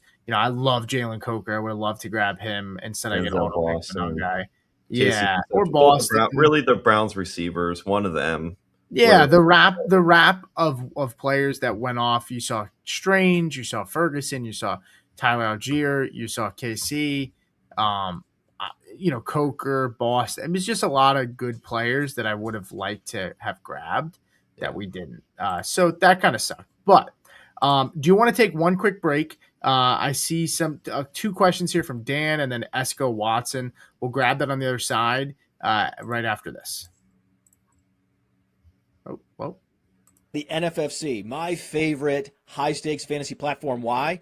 Third round reversal, Kentucky Derby draft slot allocation. So it's a lottery-based system where you can put in your preference, where you want to draft. It's full PPR. There's 3 receivers. It's the best place to play fantasy football, especially for high stakes. And now they've combined with the FFWC. They have a lot more contests to offer. In fact, they have a double crown bonus where you can join the NFFC Primetime. And if you win that, 300 grand. You can also join the Circa World Championship, and that's 200 grand. You win both, you win $1 million. So go to playnffc.com/profiler and check the show description for a number of promo codes you can use. First time 100 to get $100 when you sign up, but also every time you sign up for a new contest, we give you codes to use to get discounts on those entry fees as well. Thank you to the NFFC. They make our podcast network what it is. Hey, one note on that. We've mentioned the $100 off for 150 entry or more using promo code first time 100 when you sign up for the NFFC. We have another code, Profiler 150, to get $150 off the Circa World Championship. So go out there, sign up. We're having a lot of fun. Pete, the user experience as you click on Torrey Horton, and we can talk about him. Tell us about the user experience, the draftability, user interface, all of it, just the contest format. How much are you loving being able to play on the NFFC, and why should other people do it? Yeah, NFFC, it's been a fun experience. Greg's a really, really good guy, Greg Ambrose, who helped set this up for us. We're going to continue drafting. You're going to see another draft tomorrow by one of our hosts. I think it's Johnny from Player Profiler as well, Johnny Tuma. He's going to do a draft. Me and Jay will be back again next week. So we're just going to keep pumping these out. It's a lot of fun. They got a lot of good promos. You can draft against us. And it's one of those things where sometimes, like, if you really, really feel like you're consuming this kind of content, if you consume content here, you're probably sharper than most casual drafters, most casual players. So you might as well try your luck at winning some decent amount of money. Because if you're putting the time in, you want to get that return on that investment. So, make sure you check that out. It's a lot of fun, really, really nice interface. Do want to note, I have 50 seconds to pick, but we have Dan, we have Esco Watson, we have Pandoa Love. Pandoa Love says, is it better to ask questions on YouTube or X? You ask them on YouTube. It's easier to answer them here. If you have questions, Dan and Esco as well. But I will say, make sure you guys hit that like button. If you are asking a question, Esco, Pando, Dan, let us know if you guys hit that like button, and then we'll come back and answer that question right after I take this pick here. But we just want thumbs up on the show if you guys are enjoying it. It helps us out, helps push us out more to other people, helps us grow the channel, helps us grow everything that we do here. So very, very much appreciate the support. If you can go ahead and do that, that would be very, very much appreciated. Jeremy Bernard, Jay, still on the board here. Not like a guy that I'm in love with, but I'm going to take Jeremy Bernard, and that probably settles me down a little bit on taking wide receivers. I took Keenan Allen, Torrey Horton, and Jeremy Bernard as my last 3 picks. Love the Torrey Horton pick. I'm curious what your thoughts are. There's a real possibility, Jay, that he can be wide receiver 2 on this team. It's Cooper Kupp. It's JSN, of course, is number 1, and then it's really who else is after JSN, right? Maybe Arroyo, right? Yeah. Can maybe fill in, they're saying, maybe as like a tweener. But Torrey Horton feels like a really nice pick this late, and just another type of guy that I'm just trying to take shots on. Yeah, especially here in round 24. I love Torrey Horton, and everything you're saying, I've drafted Torrey Horton, and I've drafted as if Cooper Kupp really doesn't exist anymore as a viable fantasy football option. Yeah. And it's when you can do certain things like that, it helps you push through those fear barriers, and you get to a guy like a Torrey Horton. And if you think in the most positive outcome, upside wins championships. And I think Scott Barrett has coined that phrase plenty. And it's very true. At certain points, I know earlier callback, we were frustrated with the Kyle Monangai pick. But as we layer down in this draft, somebody like a Torrey Horton, a Trey Harris, these are picks that get us really excited because you see the contingent upside that's out there. So I love what you're saying about Torrey Horton. It may end up being Elijah Arroyo, AJ Barner as the number 2 target, but we saw what Torrey Horton did last year. He was becoming, Pete, one of those discovery fee, finder's fee types of players where you could not pry him off people's dead hands because of how he was elevating prior to his injury. He was very close. He was like maybe 1 or 2 more games of showing out, hitting in the end zone, to where people were like, no, I'm not selling him for anything because I got, a Greg Lombard rookie card and I know it's going to be valuable, right? So, yeah, I like those picks. I like the direction that you're going in. I think we had a keeper question, Pete. We do. I do want to I still want to get more likes on the show, guys, though. We got 14, 15 people watching here. Just hit that thumbs up, please. It helps us out tremendously. Just get those likes in if you have not done it already. We'll answer Dan's question first, and then we'll get to Esco's keeper question.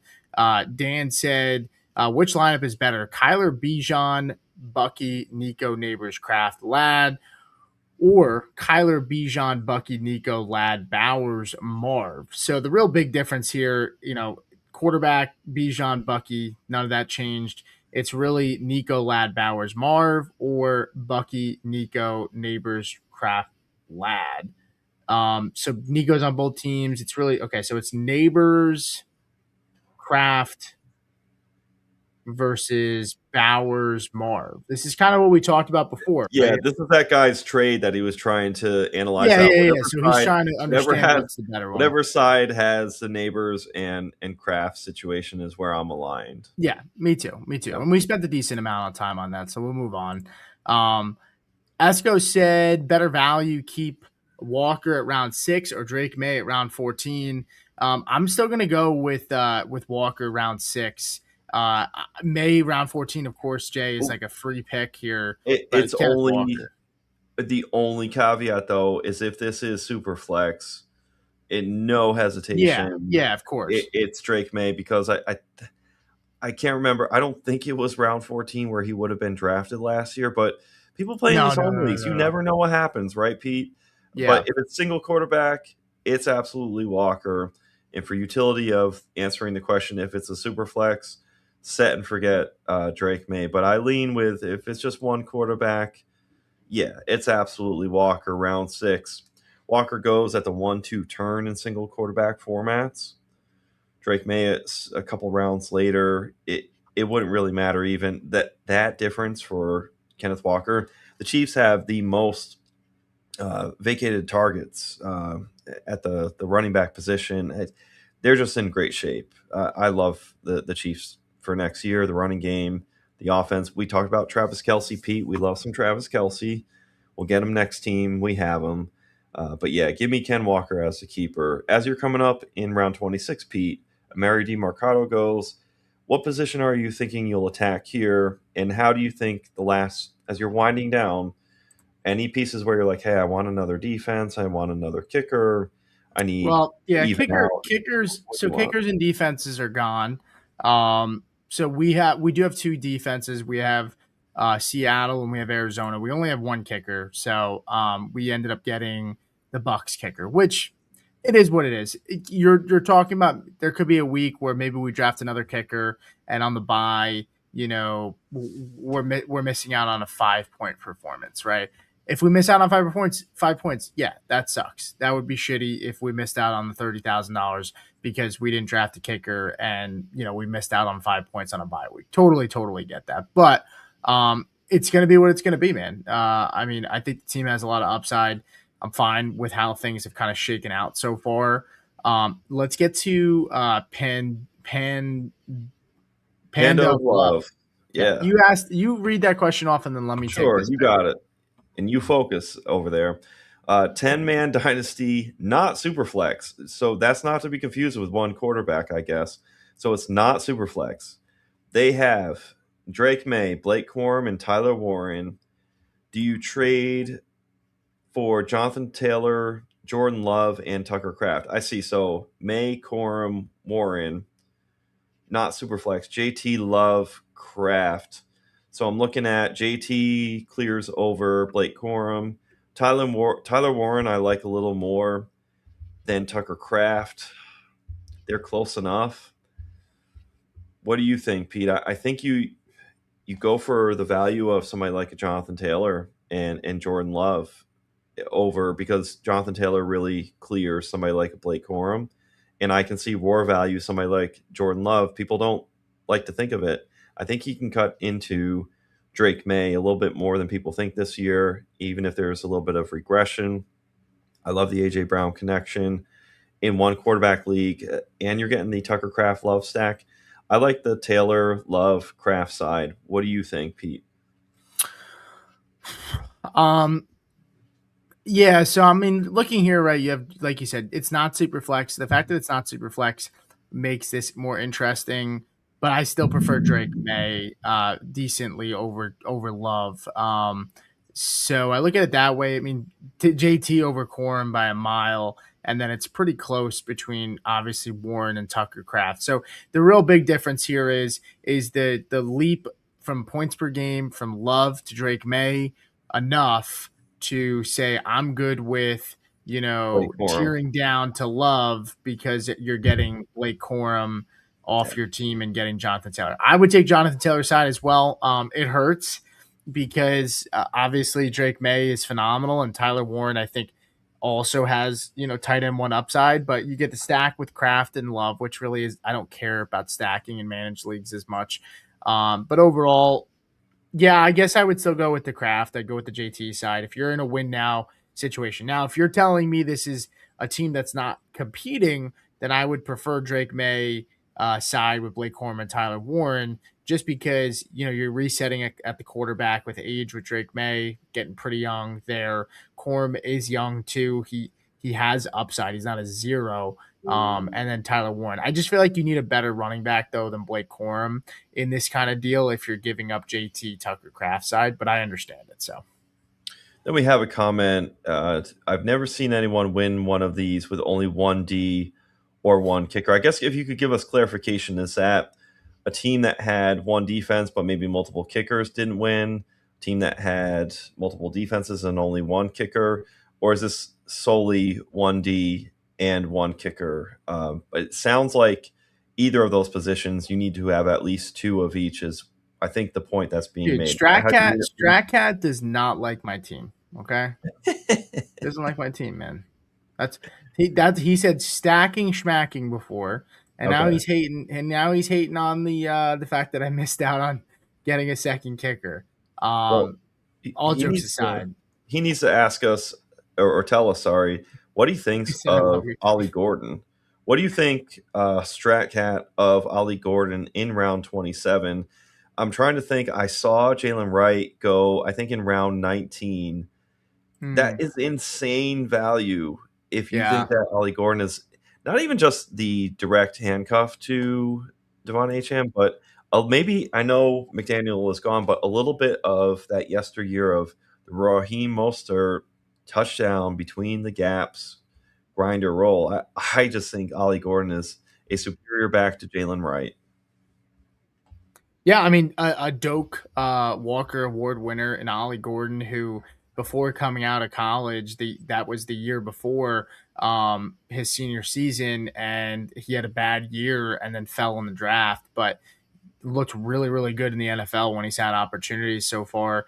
And I don't really understand I mean, we're getting an 8 round discount from Jalen Wright to Ollie Gordon, who, like you said, we talked about it. Like, Ollie Gordon is the direct handcuff and will touch the ball more than Jalen Wright will, unless Jalen Wright just became a just flat out much better player this offseason, which is remained to be seen. But we have seen good play out of Ollie Gordon.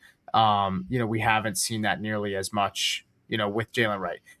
And Stratcat said shrug. Yeah, look, we're not saying we're not getting a home run hitter here, or a player that's going to win us our league. But when we just think of how do we get value this late in the draft with running backs, we're trying to marry and pattern match like who's going to slide into that role of the starter, and it's Ali, and I think he gets majority of those touches. So that's kind of my thought process there.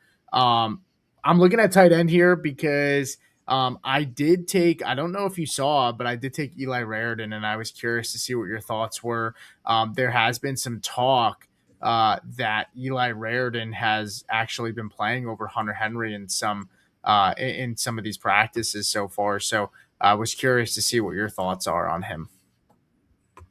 Well, you don't rule out the fact that the New England Patriots could go with 12 personnel. It could be Hunter Henry and Eli Raritan. And then we're talking about, we've talked in prior shows, either on here on these streams or on our other player profiler shows, Pete, where it would be in two wide receiver sets. It'd be A.J. Brown and Romeo Doubs. And then everybody else is SOL on the wide receiver depth chart as far as who's going to be fantasy viable, right? So we like to think of these bunch formations for so many other teams. I don't think that's been talked about enough for the New England Patriots, where people think, well, Raritan is shielded behind directly Hunter Henry. It doesn't necessarily have to be that way. We did see Hunter Henry just got some compensation. I think what is a 2-year deal, nothing groundbreaking, but the Patriots love Hunter Henry, but they really like what's going on with Eli Raritan. So I think that's a good layered pick for you. And then one more time, going back to the Ollie Gordon thing, you don't have Devon Achane, so this is just another back that you have that you're stacking in your favor for when we do law of large numbers and there's attrition at the running back position, which there hasn't been in the last few years. You're bound to have some injuries, and it hurts. You hate to say it, but you'll end up, what's going to happen, Pete, is everybody's just going to be running to all different apps and all different teams that they have to check out those handcuff backs that they have. And it's like, oh, yeah, I got Blake Corum. Oh, yeah, I have Mike Washington. So Ollie Gordon is one of those players added to the list. And I see you go Malik Benson. We talked about him earlier, Pete. Great stack. Nasty work. Round 29 to go and get a stack with Fernando Mendoza. That's just chef's kiss. He's been running with the ones. We hear about it. Granted, you hear a lot of things in training camp, so it could be smoke. But again, round 29, you love to see it. Yeah, I figured you'd be excited to see that. I had to take him since I know he's your guy, and you know, we're just looking for guys with pulses at this point. And with Yep. him, it's one of those things where he's competing, I guess, in the three wide receiver sets. So I'm just gonna go with him and just kind of live with it. Um, I know Strat said I followed Dwayne and Paulson, and they are both on Wright as the handcuff, but anything can happen. Yeah, I just think Jalen Wright was just a exciting pick, or a player that people really liked in general, and so they're holding out hope that the talent, and they really like the talent, and they're just holding out hope. But I don't know. I haven't really heard any buzz around Jalen Wright looking good in camp or doing anything, and I do know that Ollie Gordon has looked good in camp. Again, not a superstar, Ollie Gordon. No one's saying that, but there's nothing unless I'm missing a report or just missed out on seeing talk about Jalen Wright. I'm not totally sure. And he says I'm holding out hope that A-Chain stays healthy. Yeah. Yeah, Well, thank you. That's and buried in all this is like, my God, just whatever you do, God, turn off injuries on Madden for Devon Achane.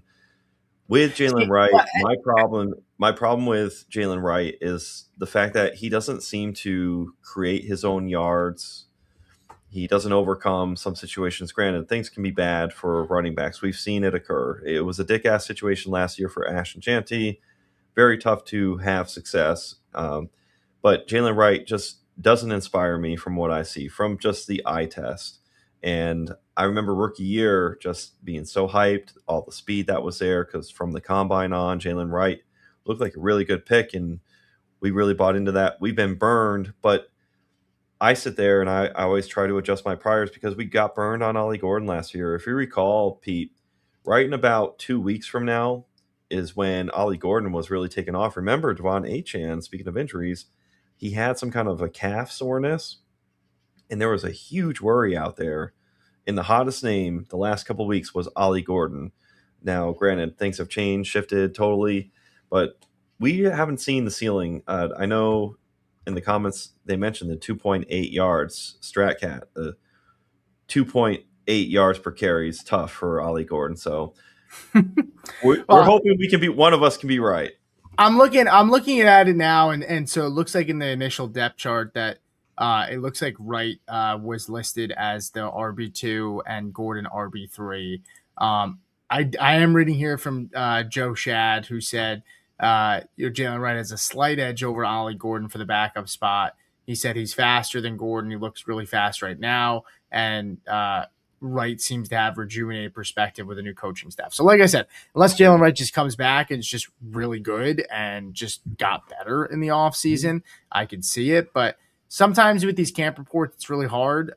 This feels more like vibes and feel from a beat reporter than it does just like straight up analysis of like, hey, this is what my feel is. But I could be wrong. I don't know. I mean, he is listed ahead in the depth chart initially, but when the games start and the preseason starts, I think you'll start to see that kind of sift itself out a little bit more. And Ollie Gordon might just be a better game day player than Jalen Wright, who might be better in pads where they're not taking guys to the ground, and he's more of a speedster, and so he can kind of shine more in those settings. Who knows? We'll see. But last pick is coming up, Jay. I was like looking at the board and I was like, there's no way JJ McCarthy is going to come back to us, right? And he didn't. He went last round, like the second to last pick, which is fine. But I'm just looking here. Tyson, Bagent's kind of interesting if we want to take a backup quarterback. He's the clear cut guy behind Caleb Williams. Yep. Some running backs here. I'll share the tab so the listeners and you can see it as well. Some running backs is A. Davis, Chris Brooks, Najee, Devin Neal, Kareem Hunt. It's just not really much here. Audric Estime, I think, is going to be the RB3, by the way. Wide receivers, not much. I mean, Treylon Burks. Yeah. Treylon Burks, I have him in my top 200. I guess I'm a little surprised he's there, but I understand because Diggs is there now. But I don't know. What do you think about Burks? In round 30, I don't see why you wouldn't press a button on somebody. He has a pulse. You're in a viable offense. You're tied to Jaden Daniels, and you already have some Terry McLaurin. So why not get some more share of? What about Joshua Palmer? You have so many bills, man. You have so many bills. Did I get it? Oh, I don't know. Yeah. I got him. All right, Treylon Burks, man, we got him. You would have had so much share of the Buffalo Bills that I think it would, even that far deep, it's a little minus EV.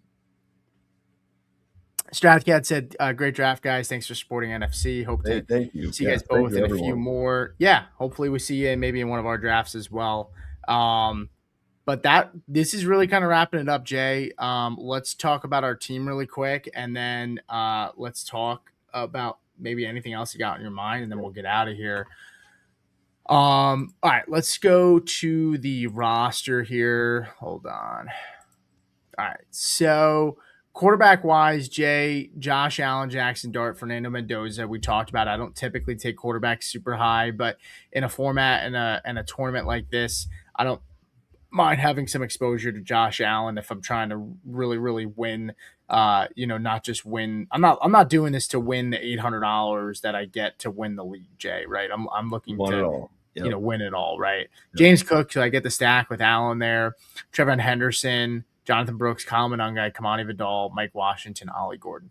Yeah, fine with all three of these running backs as the backups. I'm fine with my starters. There's some upside, and Jonathan Brooks, Trevor Henderson, these guys will kind of piggyback and seesaw, even Monangai between my RB2 slot, depending on who scores highest. So that's fine. Malik Neighbors to go with Dart, DJ Moore to go with Josh Allen, Terry, Mekhi Lemon, Trey Harris, Jalen Naylor getting the stack there with the Raiders, Travis Hunter, Pat Bryant, Keenan Allen, Torrey Horton, Jeremy Bernard, Marvin Mims, Malik Benson, Traylon Burks. I took the most wide receivers out of everybody. I took 3 more than most. So maybe I'm the fish here in this draft a little bit, Jay, but it's probably because some guys took 5 quarterbacks, a couple of guys took 5. I took 3. I'm totally fine with that. And then a lot of it also comes down to some of these kickers, right? I mean, I don't know. I mean, we've done a couple of these. This team took 6 tight ends: Durham Smythe, Tommy Tremble, Drew Sample at the end. Now, I guess maybe does he have Joe Burrow, and maybe he doesn't. I don't know what the thought process is there, but then taking 4 kickers and then 4 defenses. I don't know. Another team did 5 tight ends, 4 kickers, 4 defenses. Me and one other guy, the only 2 that only has 1 kicker.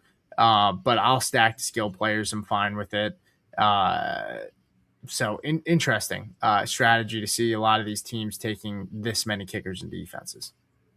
Yeah, it might even push us. We can re-examine too next week when I'm clicking the buttons if we should go with a second kicker team, if we should go with 3 defenses and try and be a little more aggressive. We can mix it up. But going back to the theme of your draft, you got a lot of Bill stat carry share when you quote unquote not reach, but you pay up for somebody like a Josh Allen. You diversified the build of the amount of bills that you have. So great job there. And then Malik Neighbors, until he gets clicked in round 1, you're getting a free round 1 player in round 2. Granted, he's been in round 4, round 3. Other people will have round advantage on your round 2 Malik Neighbors pick. But the ripple effect of do you have James Cook, Malik Neighbors, Josh Allen, DJ Moore as a start? How unique is that? So there's ripple effects where even though other people have a later round player who jumps up, you still have to get the ripple effect right the rest of the board. So I like what you did. Probably going back, the one crux would be somebody like Kyle Monangai and Travis Kelce, where you prefer Kelce. But you know what? It's wild the amount of times where you expect and think it's going to be Jonathan Brooks who pushes you through, and then it's all on the line, and Kyle Monangai is just crushing. The way fantasy football is, it's sometimes the players you least expect, you could be right about so many takes, and then the player who you feel least about and you're kind of wrong on ends up being a guy like Kyle Monangai. So it's a fun game that we play. It's a fun draft, and I feel like we learn lessons along the way to where we're just going to keep getting sharper and sharper, Pete. Yeah, absolutely. And just want to say, thanks to everybody. Thanks to the NFFC for sponsoring today's draft. Thanks for everybody that showed up and watched the live stream. Thanks for all the questions in the chat. Just on YouTube alone, just 241 views live. And that's not even including on the Twitter side where, there's another Twitter's got at least another 500-600 there. So thank you guys so much for the support. Thank you guys so much for watching. We will be back next week. Jay is drafting, same style, same format, everything else. Hopefully we get in the front side of the board instead of the back side of the board this time. But it's been a lot of fun. Again, make sure you use those promo codes if you haven't already. First time 100 to get the $100 off your registration of a draft. That's $150 or more. If you've already done that, you can use Profiler 15, Profiler 25, Profiler 100, and Profiler 150. I'm not going to read off exactly what you get for each of those, but it's in the description for the show as well as on the podcast audio side as well. So you can check it out there. Thank you guys so much for watching. I got to make sure I have the roll credits ready to go because I did not tee that up. And it's important to me that all of our media be free, but it is you, the premium subscriber, with access to data analysis, the rankings, Dynasty Deluxe, DFS Dominator, the world famous draft kit. You get that content and you make all of this possible. The free podcasts, articles, NFL draft content. So I must give a special thanks to all of our premium subscribers. You make all of this possible.